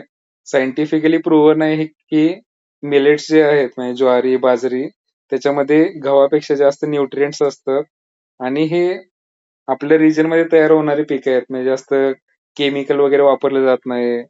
सो बऱ्यापैकी हेल्थसाठी चांगलं आहे ते लक्षात ठेवा. ज्वारी, बाजरी जे आहे ते. ओके. हे कमी पाण्यामध्ये येतात ज्वारी, बाजरी. गव्हाला जास्त पाणी लागतं. आणि रब्बी पीक आहे गहू. हे दोन्ही खरीप आहेत किंवा तांदूळ पण खरीप आहे. त्यानंतर व्यावसायिक पिके कॅश क्रॉप्स म्हणजे काय पैसे ज्यातून जास्त तयार होतील. ऊस, तंबाखू वगैरे जे आहेत, टोबॅको वगैरे ते जे आहेत कॅश क्रॉप्स म्हणलं जातं. म्हणजे जसं की ऊसाला FRP मिळतो आपल्या इथं. कारखान्याला तुम्ही ऊस गेला की तुम्हाला एक अमाऊंट मिळते टनाच्या हे की जे फिक्स केलेले असते गव्हर्नमेंटनं, जेणेकरून शेतकऱ्याचं नुकसान होत नाही. बाकीच्या केसमध्ये MSP असतो, minimum support MSP, minimum support price, की बाबा तुम्ही म्हणजे जेव्हा तुम्ही पीक लावता ना त्याच्या आधी म्हणजे आता समजा पीक लावणार आहे, सो MSP प्रत्येक पिकाचा गव्हर्नमेंटने जाहीर केलेला असतो की समजा गव्हाला आम्ही टनाला एवढं रेट देणार आहे. मी अंदाज सांगतो, आता मला माहित नाही एक्झॅक्ट रेट काय आहेत सध्याचे. समजा गहू एका टनाला 3,000 वगैरे रेट समजा असं डिक्लेअर केलं. याचा अर्थ काय असतो, समजा तुम्ही गव्हाचं प्रोडक्शन केलं आणि त्या मार्केट मंडी वगैरे जे असतात, APMC मार्केट वगैरे जिथं अन्नधान्याची विक्री केली जाते, तर तिथल्या सरकारी मान्य जे असतात दलाल वगैरे त्यांनी कमीत कमी या रेटला परचेस केलंच पाहिजे तुमच्याकडून. नाही केलं तर सरकारची जबाबदारी आहे की तुम्हाला 3,000 रुपये द्यायचे प्रति टनाला. याला MSP म्हणतात, मिनिमम सपोर्ट प्राइस. समजते? आणि 24 पिकांसाठी ऑलमोस्ट डिक्लेअर केलं जातं, पण मिळत नाही बऱ्याच पिकांसाठी. मिळतं कुठल्या याला? ऊसाला मिळतं हे. कारण ऊसाची लॉबी स्ट्रॉंग आहे महाराष्ट्रात कारखान्यांच्या विरोधात. सो कारखाने पण महाराष्ट्रात कोऑपरेटिव्ह खूप जास्त आहेत. सो ऊसालाच फक्त रेट मिळतो आणि बाकी हे जे पिकं आहेत ना गहू, ज्वारी, बाजरी वगैरे त्यांना एवढा रेट मिळत नाही. त्यामुळे महाराष्ट्रातले शेतकरी ऊस करतात. पाऊस जरी हे बघा, ऊस निगेटिव्ह आहे आपल्यासाठी. का निगेटिव्ह आहे? ऊसाला पाणी खूप जास्त लागतं आणि जेवढं तुम्ही ऊसाचं पीक घ्याल ना, तुमची जमिनीतली वॉटर लेवल डिप्लेशन खूप जास्त होतं. म्हणजे पाण्याची लेवल जी आहे ती खूप जास्त ड्रॉप होते. म्हणजे भविष्यात आणखी बाकीची पिकं घ्यायला नुकसान होतं. पण प्रॉब्लेम काय आहे? आपल्या इकडे ऊसालाच फक्त फिक्स रेट मिळतो उत्पादन घेतल्यानंतर कारखान्याकडून. त्यामुळे मग शेतकऱ्याचा नाईलाज आहे. कारण बाकी दुसऱ्या पिकाचं जर जास्त उत्पन्न झालं, कांदा जास्त पिकला, टोमॅटो जास्त झाला, तर भाव खूप जास्त ड्रॉप होतात आणि जेवढा खर्च केलाय तेवढा पण निघत नाही. वेरएज ऊसाच्या बाबतीत तसं काही टेन्शन नसतं. कारण ऊस जरी जास्त झाला तरी कारखान्यांना तो त्या रेटने घ्यावाच लागतो. 3, 3,500, 4,000 जे काही असेल ते. त्यामुळं ऊसाचं उत्पादन ओव्हरऑल भारतामध्ये जास्त घेतलं जातं. पण ऊसाचं नुकसान नाही लक्षात घ्या. वॉटर लेवल ड्रॉप होते आणि आता जी इथेनॉल पॉलिसी चालली आहे, लोक म्हणतात की बाबा आपण पेट्रोल वगैरे बाहेरून घेतोय, मग खूप जास्त आपला देश दुसऱ्यांवर डिपेंडंट आहे. मग आपण इथेनॉल मिक्स करून करूया, ऊसापासून तयार होतं. पण तेच आहे, 1 लिटर इथेनॉल तयार करायला किती लिटर पाणी लागते आणि भारतात ऑलरेडी शेती जी आहे ती मान्सूनवर डिपेंडंट आहे, पावसावर डिपेंडंट आहे. सो जर तुम्ही ऊसासारखी पिकं घेतली जास्त, तर मग अन्नधान्याची अवघड होऊन जाईल आपली परिस्थिती. ठीक आहे, हे जनरल एवढं जास्त नाही गरजेचं. बाकी मग हे नंतर बघून घ्या तुम्ही. जसं की कॉफीच्या बाबतीत लक्षात ठेवा, भारतात कॉफीचं उत्पादन सगळ्यात जास्त कर्नाटकात होतं, लक्षात घ्या. ह्याच्यावर क्वेश्चन विचारलेला ऑलरेडी. कॉफी बोर्ड कुठं आहे? UPSC मध्ये क्वेश्चन होतं. सो कॉफीचं उत्पादन, आता अरेबिका कॉफी असते, आणखी 2-3 कॉफीचे प्रकार आहेत. सो सगळ्यात जास्त उत्पादन कर्नाटकात होतं, हे फक्त लक्षात ठेवा. चहासाठी आसाम फेमस आहे. दार्जिलिंग दार्जिलिंग दार्जिलिंग हे पश्चिम बंगालमध्ये येतं आणि आसामचा पण चहा फेमस आहे. तो पश्चिम बंगाल आणि आसाम हे लक्षात ठेवा चहाच्या बाबतीत. कर्नाटकात पण होतं चहाचं उत्पादन. जर तुम्ही इकडे कुठे गेला असाल खाली काय ते फेमस प्लेसेस कर्नाटकातल्या, उटी, मैसूर वगैरे त्या साईडला तिथं होतं. केरळमध्ये पण होतं कॉफी, चहा वगैरे. कॉफी चहासाठी काय लागतं बेसिकली? डोंगर लागतो आणि कडक ऊन लागतं, की जेणेकरून जी पानं आहेत म्हणजे त्याचं थोडंसं ग्रोथ चांगली व्हावी. आणि डोंगर कशासाठी लागतो? तर चहाचे जे झाडं आहेत त्यांना मुळाला पाणी जमा होऊन चालत नाही. पाणी जमा झालं की मुळं कुजतात लगेच. सो पाण्याचा निचरा होणारी जमीन लागते. म्हणजे अशी जमीन की ज्याच्यातून पाणी वाहून जाईल लगेच. सो डोंगरावर असेल तर तिथून पाणी वाहून जातं आणि ग्रोथ चांगली होते उन्हामध्ये. सो यासाठी या रिजन मध्ये होतं बेसिकली हे. चहाचे मळे वगैरे कधी बघितले असतील तुम्ही, डोंगरावर असतात असे, व्हर्टिकल फार्मिंग टाईप केलेलं असतं. त्यानंतर हे बघा, आले वगैरे जे आहे महाराष्ट्रात पण होतं चांगल्या प्रकारे आणि आंध्र प्रदेशात निजामाबाद मध्ये वगैरे आल्याचं आता ते हे केलेलं आहे. आलं किंवा हळदी वगैरे आपल्या साईडला होतं हे. आंध्र प्रदेश, कर्नाटक, तमिळनाडू, महाराष्ट्रात पण होतं चांगल्या प्रकारे हळदीचं उत्पादन. रबर जे आहे साऊथचे स्टेट्स आहेत लक्षात ठेवा, केरळ, कर्नाटक. रेशीमच्या बाबतीत पण सिल्क जे असतं ड्रेस मध्ये वगैरे वापरतो आपण, कर्नाटक, केरळमध्ये जास्त आहे. ज्यूट म्हणजे ताग असतं. ताग शब्द ऐकलाय का तुम्ही? जसं गोनपाट वगैरे असतं आपल्या इथं, म्हणजे पोती वगैरे शिवण्यासाठी वापरलं जातं. तसं हे ताग वगैरे जे आहे जाड कपडा असतो बेसिकली कापसापेक्षा. तर ते पश्चिम बंगालमध्ये खूप जास्त होतं तागाचं उत्पादन, लक्षात ठेवा. एक्सपोर्ट पण करतो आपण ताग खूप जास्त प्रमाणात. आणि कापूस काय मग महाराष्ट्र वगैरे, गुजरात, तमिळनाडू इथे जास्त होतं. सो हे फक्त लक्षात ठेवा कुठल्या एरियामध्ये म्हणजे कुठं जास्त होतं उत्पादन एखाद्याचं. जसं की ऊसाचं उत्तर प्रदेशमध्ये जास्त होतं, कारण पाणी जास्त लागतं ऊसाला. उत्तर प्रदेशमध्ये नद्या मोठ्या आहेत गंगा सारख्या. गव्हाचं पण तिकडे जास्त होतं पंजाबमध्ये वगैरे इथं. तांदूळ पश्चिम बंगाल, कापूस महाराष्ट्र, चहा आसाम, कॉफी कर्नाटक. हे कशासाठी जोड्याला हवाला वगैरे क्वेश्चन आला ना भारताच्या जिओग्राफीवर, चुकू नये तुमचं यासाठी. त्यानंतर मग आता हे जे आहे मिनरल्स जे आहेत, खनिज कुठली कुठे सापडतात. आता हे महाराष्ट्र स्पेसिफिक जास्त विचारलं जातं, लक्षात घ्या. याच्यावर प्रिव्हियस इयरला क्वेश्चन पण होतं की लोह खनिज आहे सुरजागड वगैरे, गडचिरोली, चंद्रपूर, गोंदिया किंवा रत्नागिरी साईडला आढळतं. तसंच भारतामध्ये कुठलं कुठं आढळतं ते फक्त लक्षात ठेवा थोडंसं. लोखंड जे आहे ते आता हे फॉस्फेट कर्नाटकातले काही दिले तिथं. त्यानंतर ओडिसा मधले रिजन आहेत. तर कर्नाटकामध्ये धारवाड रिजन आहे, धारवाड रॉक्स, की जो याच्यासाठी फेमस आहे खनिजासाठी. त्यानंतर छोटा नागपूर प्लॅटू जे आहे आपला नागपूरचा काही थोडासा भाग पूर्वेकडचा, आणि ओडिसा, झारखंड हा जो रिजन आहे तिथं खनिज खूप जास्त प्रमाणात आढळतात. सो हा रिजन लक्षात ठेवा. मॅंगनीज परत कर्नाटक आहे. क्रोमाइट ओडिसा, बिहार, कर्नाटक, महाराष्ट्र. महाराष्ट्रात पण कुठे लक्षात ठेवायचं? गडचिरोली, गोंदिया तिकडचा जो भाग आहे ना, चंद्रपूर पूर्वेकडचं, तिथं आहे हे सगळं. त्यानंतर मग बालाघाट रिजन मध्य प्रदेश मधलं. त्यानंतर खेत्री सिंगभूम, हे लक्षात ठेवा नाव. ही जी नाव आहेत ना इथं थोडीशी तुम्ही म्हणजे एक्झाम मध्ये हे सिंगभूम वगैरे नाव आलं ना, इथं सगळ्या प्रकारचे खनिज आढळतात, लक्षात ठेवा. कोळसा, लोखंड, तांबे बिंबे सगळं आढळतं इथं.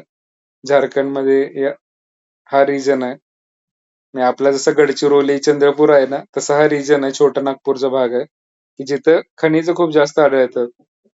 गँग्स ऑफ वासेपूर वगैरे तुम्ही मूवी बघितला असेल तर त्या रिजन मधला आहे, खनिज जिथं जास्त आढळतात तिथलं. त्यानंतर बॉक्साईट, अल्युमिनियमची ओर आहे. पुन्हा हेच रिजन आहे सारखं, झारखंड, छत्तीसगड, ओडिसा. ही 3 नावं पण लक्षात ठेवा. ओडिसा, झारखंड, छत्तीसगड. खनिज वगैरे जर आला क्वेश्चन तर कोळशापासून लोखंड वगैरे सगळ्यात जास्त जे आहे ते इथं आढळतं. मग नक्षलवाद वगैरे जो आहे तो पण इथं जास्त असतो, कारण तिथं जंगलं कट करून खाणी वगैरे केले जातात. मग जंगलातले जे आदिवासी लोक आहेत ते विस्थापित होतात आणि मग नक्षलवाद वगैरे सुरू होतो. आता गोल्डच्या बाबतीत तुम्ही मूव्ही वगैरे ऐकला असेल, KGF, कोलार गोल्ड फील्ड कर्नाटकात आहे हे. हट्टी वगैरे हे पण कर्नाटकात आहे. आता भारतातली सगळ्यात मोठी जी गोल्ड फील्ड आहे ती कोलारची आहे, लक्षात ठेवा. खूप जास्त होतंय, सगळे ब्रिटिश सगळे घेऊन गेले. सो आता काय राहिलं नाही तिथे जास्त. मग बाकी अधातू जे आहेत नॉन मेटॅलिक, आता ते राजस्थानमध्ये जास्त आढळतात, लक्षात घ्या. नॉन मेटॅलिक म्हणजे मेटलचे सोडून, मेटलमध्ये काय आहे, आयरन आहे, कॉपर आहे, झिंक आहे, मँगनीज, क्रोमाइट, ते सोडून बाकी जे राहिल्या मग काय राहणार, वाळू, फरशी, असलं सगळं जे आहे ते राजस्थानमध्ये जास्त आढळतं. सो चुनखडी वगैरे जे आहे प्रत्येक ठिकाणी राजस्थान येणार, इथं लक्षात ठेवा. इथे पण असेल राजस्थान, इथं राजस्थान आहे, इथं राजस्थान, समजतं. हे काय आहे, बेसिकली दगडाचे टाइप्स आहेत, ऍस्बेस्टॉस, जिप्सम, ग्राफाइट. ग्राफाइट हा कार्बनचा ॲलोट्रोप आहे. आता हे वरचे जे आहे ते इंडस्ट्रीमध्ये वगैरे लागतात सगळे. आणि लास्टला हे जे दिले ऍटॉमिक मिनरल्स म्हणजे काय, न्यूक्लिअर पॉवर प्लांट तुम्ही ऐकला असेल, पॉवर प्लांट इंजिनिअरिंग मध्ये, की जिथं renewable type clean energy generate होते. तर तिथं युरेनियम, थोरियम हे रॉ मटेरियल म्हणून यूज केले जातात. आता भारतात हे बघा, भारतात थोरियम खूप जास्त प्रमाणात आढळतं, लक्षात ठेवा. हे थोरियम कुठं आढळतं ते, तर केरळ आणि तो जो कोस्टल रिजन आहे ना तिथल्या वाळूमध्ये हे आढळतं, लक्षात घ्या. मोनाझाईट सँड जे आहे, मोनाझाईट हा शब्द लक्षात ठेवा, मोनाझाईट वाळूमध्ये मिळते. केरळ किनारपट्टी सर्वाधिक आहे, मग इकडे तमिळनाडूची किनारपट्टी आणि बाकी ठिकाणी आहे. केरळमध्ये सर्वाधिक आहे, लक्षात ठेवा. वाळूमध्ये, केरळच्या वाळूमध्ये, समुद्र किनाऱ्याच्या हे आढळतं. आणि थोरियम का महत्वाचं लक्षात घ्या, युरेनियम खूप कमी आहे भारतामध्ये. आणि आपल्याला जर न्यूक्लिअर पॉवर बनायचं असेल, आता न्यूक्लिअरचे दोन आहेत पर्पज. एक तर न्यूक्लिअर वेपन तयार करायसाठी, बॉम्ब वगैरे, आणि दुसरं आहे वीज तयार करायसाठी. सो थोरियमचं खूप जास्त आहे आपल्याकडं. थोरियमचं हेवी वॉटर रिएक्टर्स वगैरे चालू आहे आता आपल्याकडे करायचं, जेणेकरून युरेनियम नसला तरी हे वापरता येईल आपल्याला. काय झालं, आवाज येतोय सगळ्यांना? Yes, no? हो सर, येतो. ओके. सो हे आता हे जाऊ दे, एवढं इम्पॉर्टंट नाही आहे तुमच्यासाठी. लिथियम वगैरे, आता लिथियम बॅटरीमध्ये वापरलं जातं खूप जास्त प्रमाणात. लिथियम आता सापडायला लागलंय बऱ्यापैकी कुठं कुठं. कर्नाटकात मध्ये सापडलं होतं, खूप मोठी खाण वगैरे. सो बाकी हे रिअर अर्थ मिनरल्स टाईप आहेत, झिर्कोनियम, बेरिलियम, सेमी कंडक्टर इंडस्ट्रीमध्ये लागतात हे खूप जास्त. म्हणजे चायना जे आहे जगात काय एक नंबरला आहे आता सध्या, कारण त्याच्याकडे हे जास्त आहे, सगळे खालचे जे आहेत ना. लिथियम आता ऍक्च्युली याच्याकडे नाही जास्त, चायनाकडे. पण ते ज्या देशात आढळतं, अर्जेंटिना असेल, बोलिव्हिया असेल, चिली असेल, त्याच्या सगळ्या खाणी जे आहेत ते चायनाच्या अंडर येतात. म्हणजे चायनानं आधीच परचेस करून ठेवलंय ते सगळं. त्यामुळं सेमी कंडक्टर इंडस्ट्री जे आहे, मोबाईल पासून लॅपटॉप बिपटॉप सगळे, टीव्ही बीव्ही, ज्याच्यामध्ये हे सगळे मिनरल्स लागतात, ते चायनाकडे मोनोपोली आहे त्याची. त्यामुळे US वगैरे पण काही यांचं करू शकत नाही चायनाचं. आणि आपल्याला पण यांच्याकडूनच घ्यावं लागतं सगळ्या चायनाकडून, कारण याचं प्रोसेसिंग अवघड असतं, लक्षात घ्या. नुसतं आपल्या इथं सापडलं तरी काही उपयोग नाही त्याचा. त्याचं एक्स्ट्रॅक्शन करणं, त्याच्यातून रिफायनिंग करून ते मेटल मिळवणं, हे अवघड आहे, की ज्याच्यामध्ये चायनानं आता मास्टरी केली. त्यामुळं थोडंसं जग जे आहे ते चायनावर डिपेंडेंट आहे. बरं, आता हे काही पिकांच्या अटी दिल्यात. हे लक्षात ठेवा थोडंसं. म्हणजे शेती कुणाची असेल त्याला थोडंसं माहित असेल ऑलरेडी. नसेल माहित तर एक्झाम पॉईंट ऑफ व्ह्यू लक्षात ठेवायचं.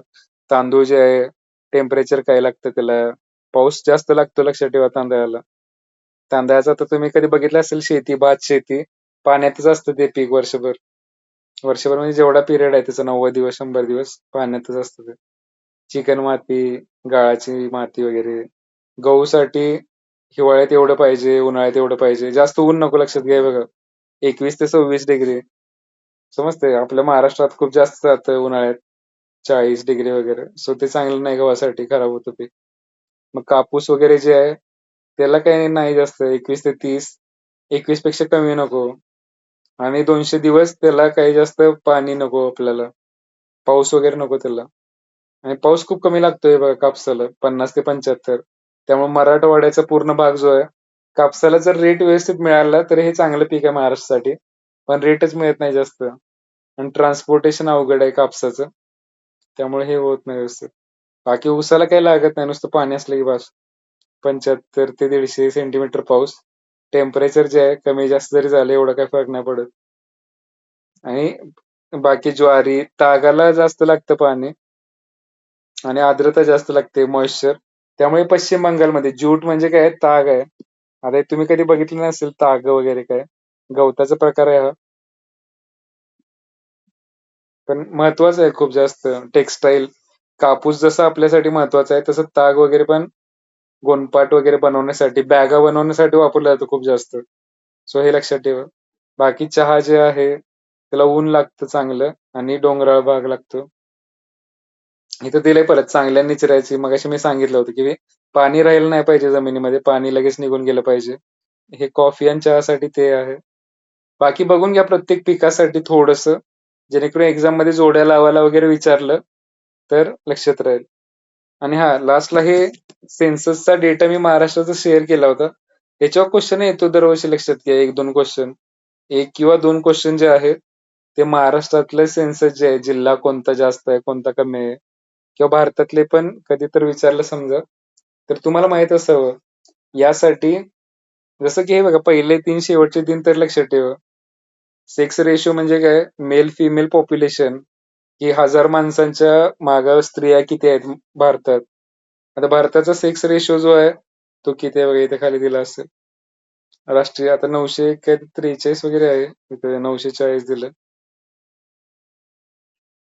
हे नंबर एकदा चेक करायला पाहिजे, ठीक आहे. हे बघा, सगळ्यात टॉपचं जे आहे अडल्ट सेक्स रेशो केरळचा आहे. पॉझिटिव्ह आहे, 1000च्या वरती आहे. सो केरळमध्ये महिलांची संख्या जास्त आहे पुरुषांपेक्षा.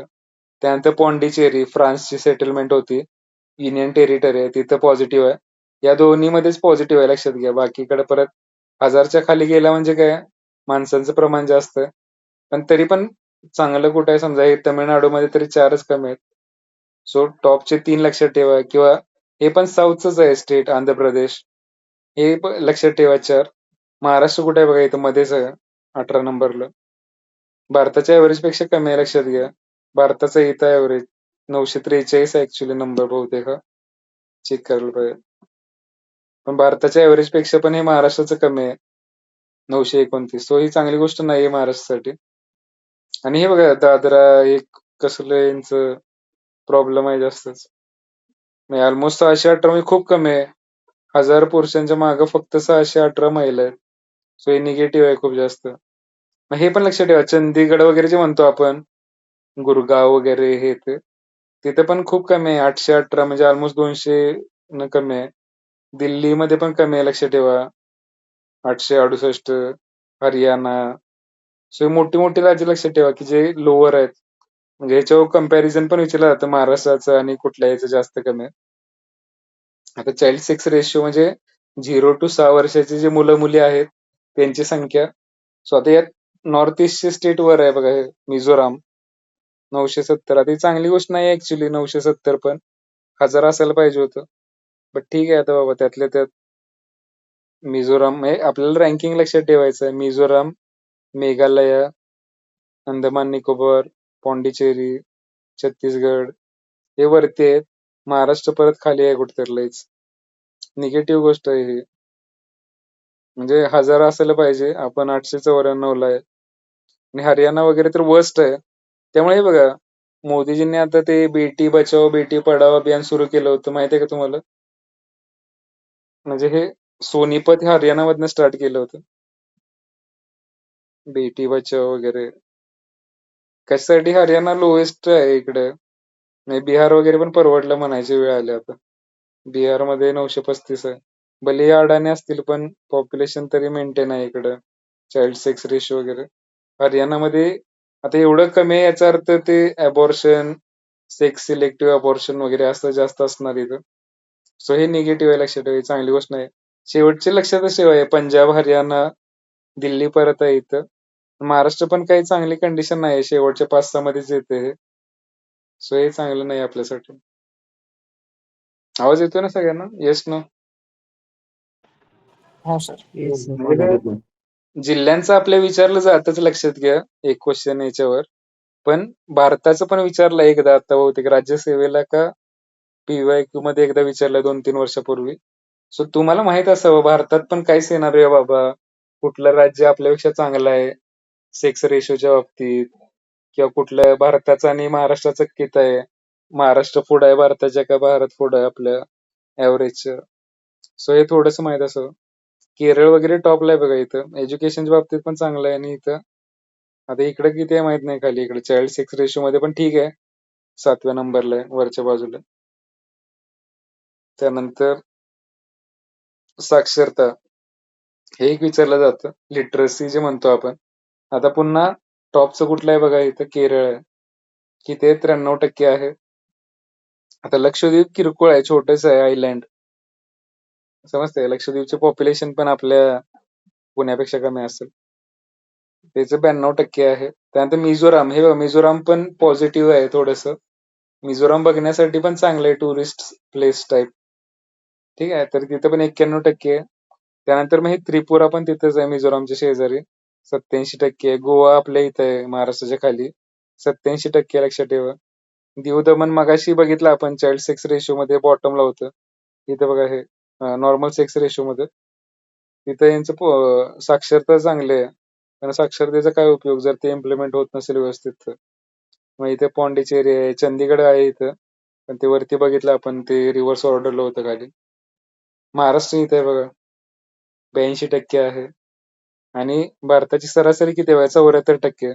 म्हणजे भारताची ऍव्हरेज लिटरसी जी आहे त्याच्यापेक्षा महाराष्ट्राची चांगली आहे थोडीशी. म्हणजे ऍव्हरेज 74% भारताचं आणि महाराष्ट्राचं 82% आहे. ओके. आणि स्त्री पुरुष किती आहे बघा, भारताचा जर विचार केला तर 82% पुरुषांची आहे, महिलांची 65% आहे.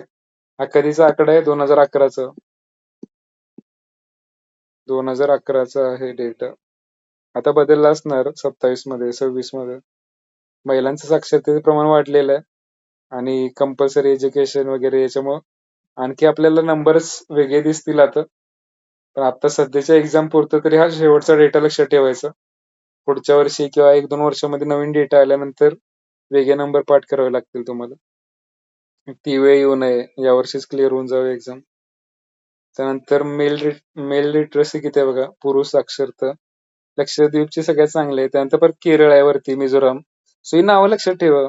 महाराष्ट्राच्या तुलनेत पण जोड्या लावामध्ये असेल तर तुम्हाला जोड्या लावामध्ये हे आठवलं पाहिजे की महाराष्ट्राची समजा 80% आहे किंवा 82 आहे, तर त्याच्यावरती कोण होतं बाबा, केरळ होतंच ऑब्व्हियसली, मिझोराम होतं, गोवा होतं. सो जेणेकरून जोड्या लावामध्ये 80च्या वर कोण दिसतंय किंवा खाली कोण आहे बघा, इथं बिहार सगळ्यात खाली आहे शिक्षणाच्या बाबतीत, 63% आहे फक्त साक्षरता दर. किंवा अरुणाचल प्रदेश, राजस्थान कमी आहे, झारखंड कमी आहे, आंध्र कमी आहे. सो हे लक्षात ठेवायचं, साक्षर कोणतं निरक्षर आहे, कोणतं साक्षर आहे.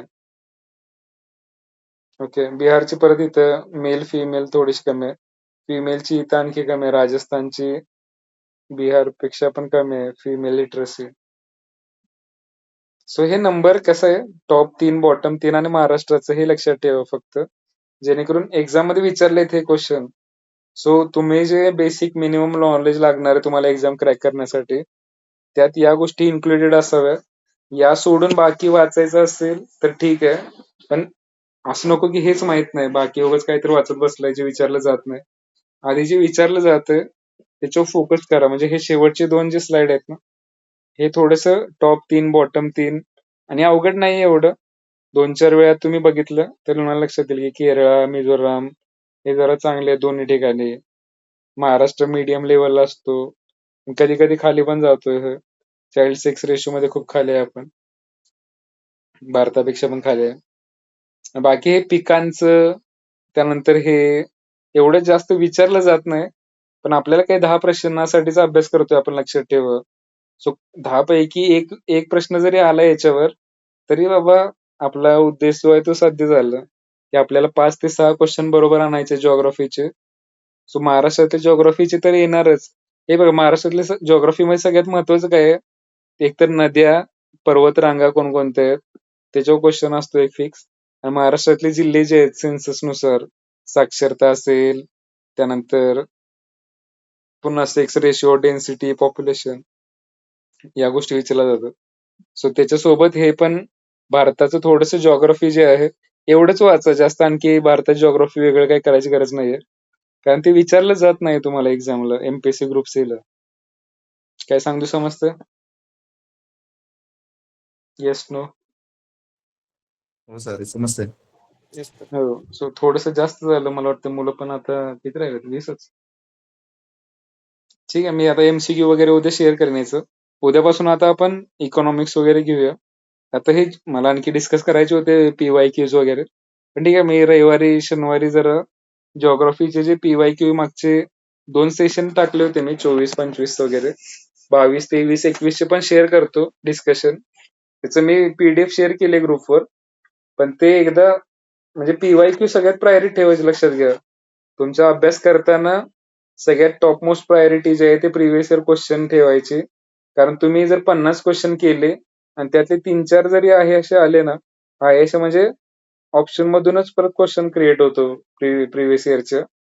सो 3-4 क्वेश्चन जरी त्यातून सुटले तरी ते खूप मोठी अचिव्हमेंट आहे, लक्षात घ्या. म्हणजे तुम्ही 100 पानाचं पुस्तक वाचून जर 2-3 प्रश्न सुटणार असतील आणि फक्त 50 प्रश्न सोडवून तुम्हाला 2-3 प्रश्न सुटणार असेल, तर याचा कॉस्ट बेनिफिट रेशिओ जास्त आहे प्रिव्हियस इयरचं, बाकी कुठल्याही पुस्तकापेक्षा, लक्षात ठेवा. समजतंय? सो पीवायक्यू ला जसं आपण म्हणतो बाबा गीता, कुराण, बायबल वगैरे असतं, तसंच एमपीएससी किंवा युपीएससीच्या पण एक्झाम मध्ये सगळ्यात टॉप मोस्ट प्रायोरिटी जे आहे ते प्रिव्हियस इयर म्हणजे मागच्या वर्षीच्या प्रश्नपत्रिकांना द्यायची प्रायोरिटी. त्या तुम्हाला म्हणजे मागच्या वर्षीचा आता फायनल एक्झाम येईपर्यंत तुम्हाला पाठच झाले पाहिजेत प्रश्न. प्रश्न काय होता बाबा, कुठल्या वर्षी विचारला होता आणि त्याचं उत्तर काय होतं आणि पर्यायात कोणकोणते होते आणखी, हे जर थोडंसं व्यवस्थित केलं ना तुम्ही, तुमचा जो कट ऑफ क्लिअर करायच्या ज्या गोष्टी आहेत त्या होऊन जातील. पण ते त्या लेवलचे तुमचं अचीव झालं पाहिजे. मी जसं सांगितलं तसं नुसतं बरोबर उत्तर असून माहित असून उपयोग नाही. तर बाकीचे 3 पर्याय जे होते ते कशाच्या संदर्भात होते किंवा ते का चुकीचे होते, हे जर थोडंसं अनालिसिस केलं ना, तर मग तुमचा कट ऑफ जो आहे प्रत्येक सब्जेक्ट वाईज जो आहे 5-6 क्वेश्चन जे बरोबर आणायचे आपल्याला 10 पैकी, तर ते थ्रेशोल्ड कम्प्लीट होऊन जाईल तुमचं. पीवायक्यू मधून 2-3 क्वेश्चन आणि आपण जे कंटेंट बघतोय हे सगळं याच्यातून 2-3 क्वेश्चन, असे 6चं तुमचं. हे बघा 10 पैकी 10 कुणाला सुटणार नाहीत, जो मागच्या 6 वर्षापासून युपीएससी एमपीएससी करतोय. मी पण आता किती प्रयत्न केला पुस्तक वाचायचं, कारण 2-3 क्वेश्चन असे असतात की जे कुठल्या तरी मोठ्या रेफरन्स बुकच्या कुठल्या तरी कोपऱ्यात असतील, की जे तुम्ही वाचलं जरी असेल तरी ते लक्षात राहणार नाही कधीच. सो 10 पैकी 10 पडणार नाहीत, पण आपलं जे आहे कट ऑफ क्लिअर करायचं 50% किंवा आता 53 मार्काचा जो कट ऑफ लागलाय, सो तुम्ही 60% धरून चला. म्हणजे जर तुम्ही ग्रुप सी च्या एक्झाम मध्ये 60 मार्क पाडले तर कोणच तुम्हाला अडवू शकत नाही प्रिलिम क्लिअर करण्यापासून. पण ठीक आहे, आता ते मी आता सांगतोय हे ऍक्च्युअल पेपरची टफनेस लेवलवर डिपेंड करतं. पेपर खूप अवघड आला तर 40 मार्कावर पण तुमचं सिलेक्शन होईल, लक्षात घ्या. असं गरजेचं नाही की 60च पडले पाहिजेत. आपल्याला कट ऑफ पेक्षा 1-अर्धा मार्क जरी जास्त असेल तरी ठीक आहे, कारण प्रिलिम क्लिअर करणं महत्वाचं आहे. प्रिलिम मध्ये तुम्हाला 70 मार्क आहेत का 52 मार्क आहेत हे मॅटर नाही करत. 52 असणार, तो पण मेन्स देणार आणि मेन्सच्या मार्कावर तुमचं सिलेक्शन जे आहे, रँक तुमचा किती आहे आणि काय ते ठरतं. आता या एक्झाम मध्ये रँकचं पण काही महत्व नाहीये. पहिला रँक आला आणि तुमचं शेवटचं जरी असेल सिलेक्शन लिस्ट मधलं, सगळ्यांना एकच पोस्ट भेटणार आहे एएमबीआय ची. पण नंतर ते बघू आता मेन्सचं. प्रिलिमचं समजतंय का थोडंफार? हे प्रायोरिटी एरिया. आता हे बघा, तुम्ही नंतरचा जो टाइम आहे ना तुमचं, या नोट्स वाचणे, पीवायक्यू सॉल्व्ह करणे आणि जे क्विज वगैरे देईन ते सॉल्व्ह करणे. करंट अफेअर्सचं मी इयरबुक वगैरे शेअर केलंय. करंट अफेअर्सचं पण मी जरा सॅटर्डेला एखादं सेशन घेईन. जसं मी सांगितलं होतं 2 वर्षाचे पेपर हे करून, करंट अफेअर्स मध्ये काय वाचायचंय, अवॉर्ड्स असतील, सरकारच्या योजना असतील, किंवा कोण महाराष्ट्रातली व्यक्ती एखादं निधन झालं असेल ना आता लेटेस्ट, जसं की धर्मेंद्र झालं किंवा आणखी 3-4 व्यक्ती आहेत महत्वाच्या ज्या निधन झाले आता जस्ट या वर्षीच, त्यांच्यावर क्वेश्चन विचारला जातो, लक्षात घ्या. सो ते जरा प्रायोरिटीने करायचं. किंवा मोठी कुठली तरी चॅम्पियनशिप झाली असेल क्रिकेटची वगैरे, तर त्याच्यावर प्रश्न विचारला जातो. खो खो वर्ल्ड कपवर UPSC, MPSC group A, MPSC group E वर तिन्ही एक्झाम मध्ये क्वेश्चन होतं. समजते, कारण ती पहिल्यांदाच झाली होती गोष्ट खो खोचा वर्ल्ड कप.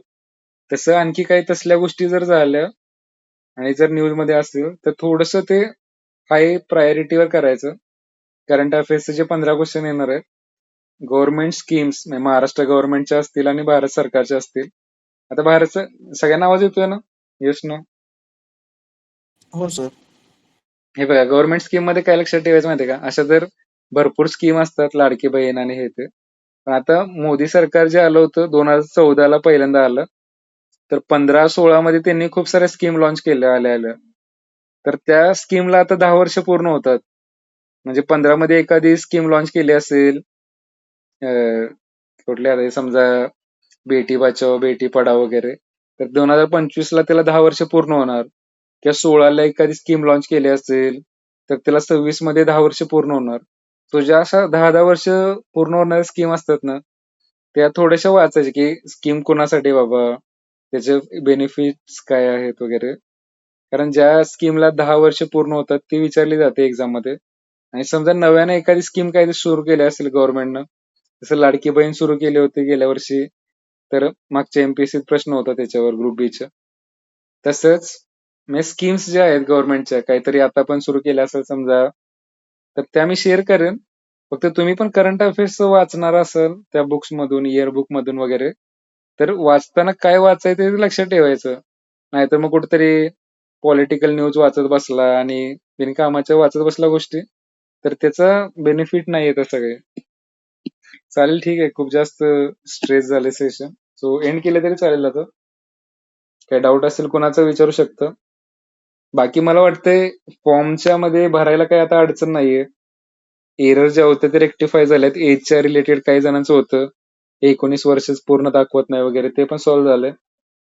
आणि बाकी पण टेक्निकल एरर जरा गेलेत मला वाटतं. कुणी फिल केला का फॉर्म? अप्लाय केलं? नाही सर, अजून ते दिव्यांगाचं चेक नाही केलं आणि इन्कम सर्टिफिकेट साठी थांबलं. दिव्यांगचं काय झालं तुझं? ते चेक करतो आज मी आता. बरोबर, कारण मला बाकीच्या 3-4 जणांनी सांगितलंय त्यांचं काही प्रॉब्लेम नाही, यू आर एलिजिबल वगैरे असं येतं. सो तुझं पण ते झालं असेल दिव्यांगाचं क्लिअर. सर मी फॉर्म भरलाय लास्ट पर्यंत. ते ऑनलाईन चलनचं राहिलंय फक्त ते. चला, म्हणजे QR कोड न करायचं डायरेक्ट ते स्कॅन पेमेंट.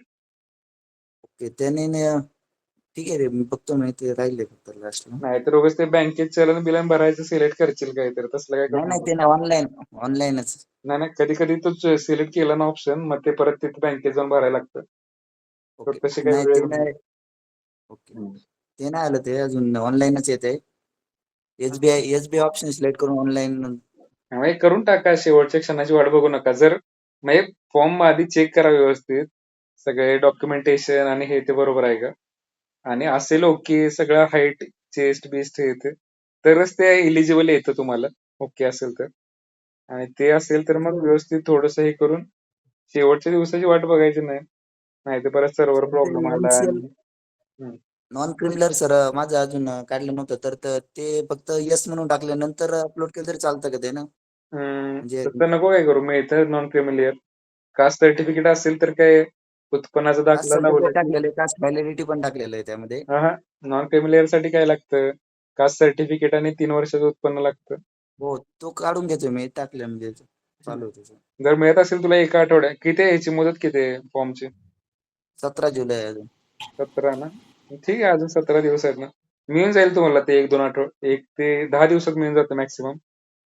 ओके. ठीक आहे. प्रमोद, ते प्रोफाईल मध्येच त्याचा नंबर वगैरे चेंज करून टाकावं लागेल टाकताना, अपलोड जरी नाही करत तरी. हा नॉन तेच. क्रिमिलियरचा पण. हा, म्हणजे चुकीचं काही टाकू नका. व्यवस्थित जे हो डॉक्युमेंट्स आहेत ना, अजून. म्हणजे मी त्यासाठी सांगितलं 10 मिनिटं, 10 दिवस वाट बघून टाका ते. पण असं नको की ओके. जुनच अपलोड केलं आणि एका दिवसासाठी ते राहिलं वगैरे, नंतर प्रॉब्लेम होतात. ते डॉक्युमेंट व्हेरिफिकेशनला स्ट्रिक्टली चेक होतं आणि असं काही गोळ असेल तर मग परत प्रॉब्लेम होतो. सो नॉन क्रिमी लेअर मी आधी सांगितलं होतं 1 महिन्यापूर्वीच करून ठेवा या सगळ्या गोष्टी. पण ज्यांचं झालं नसेल तरी पण नॉन क्रिमी लेअर मिळायला तशी अडचण नसते काय. नॉन क्रिमी लेअर म्हणजे काय, तुम्ही कास्टचे आहात त्या आणि तुमचं उत्पन्न 8 लाखापेक्षा कमी आहे, या 2 कंडिशन असतील तर नॉन क्रिमी लेअर मिळून जातं. फक्त फॉलोअप घ्यायचं जरा पटकन. म्हणजे एजंट हो वगैरे सर. असतात तहसील कार्यालयात, त्यांच्या थ्रू केलं की ते लगेच जाऊन सही घेऊन येतात एका दिवसात.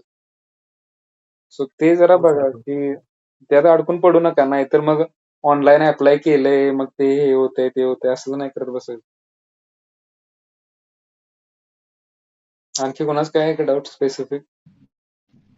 हा सर, ते एक विचारायचं होतं. हा.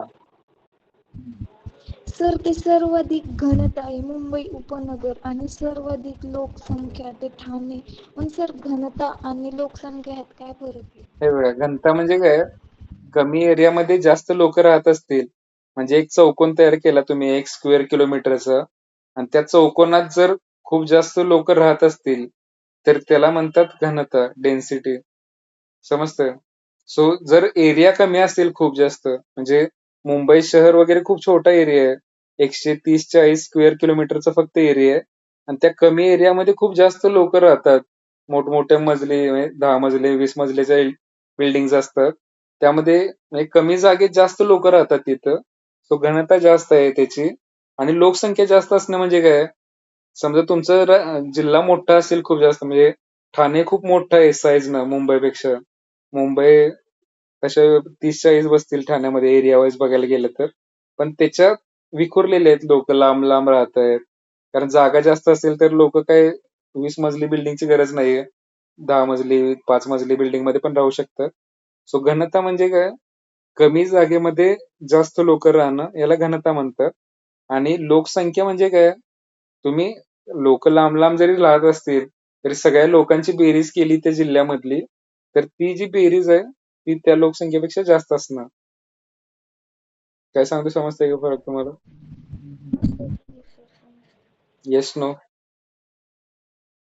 हो सर, समजतं. एक हा, म्हणजे डेन्सिटी म्हणजे कमी जागेमध्ये जास्त लोक राहणं आणि पॉप्युलेशन नॉर्मल जे आहे ती म्हणजे बाबा पूर्ण जिल्हा पकडला तुम्ही तर कानाकोपऱ्यातले सगळे पकडून जर जेवढी साईज मोठी असेल तेवढे मग घनता जरी कमी असेल तरी बेरीज सगळ्यांची केली तरी जास्त होऊ शकते ती. असं आहे ते. Thank you sir. ओके, आणखी कोणाच काय डाऊट आहे का? टेक्निकल नॉन टेक्निकल नसेल तर चालेल, मग एक्झिट केलं तरी चालेल. ऑलरेडी आता ऑलमोस्ट 11 वाजत आले.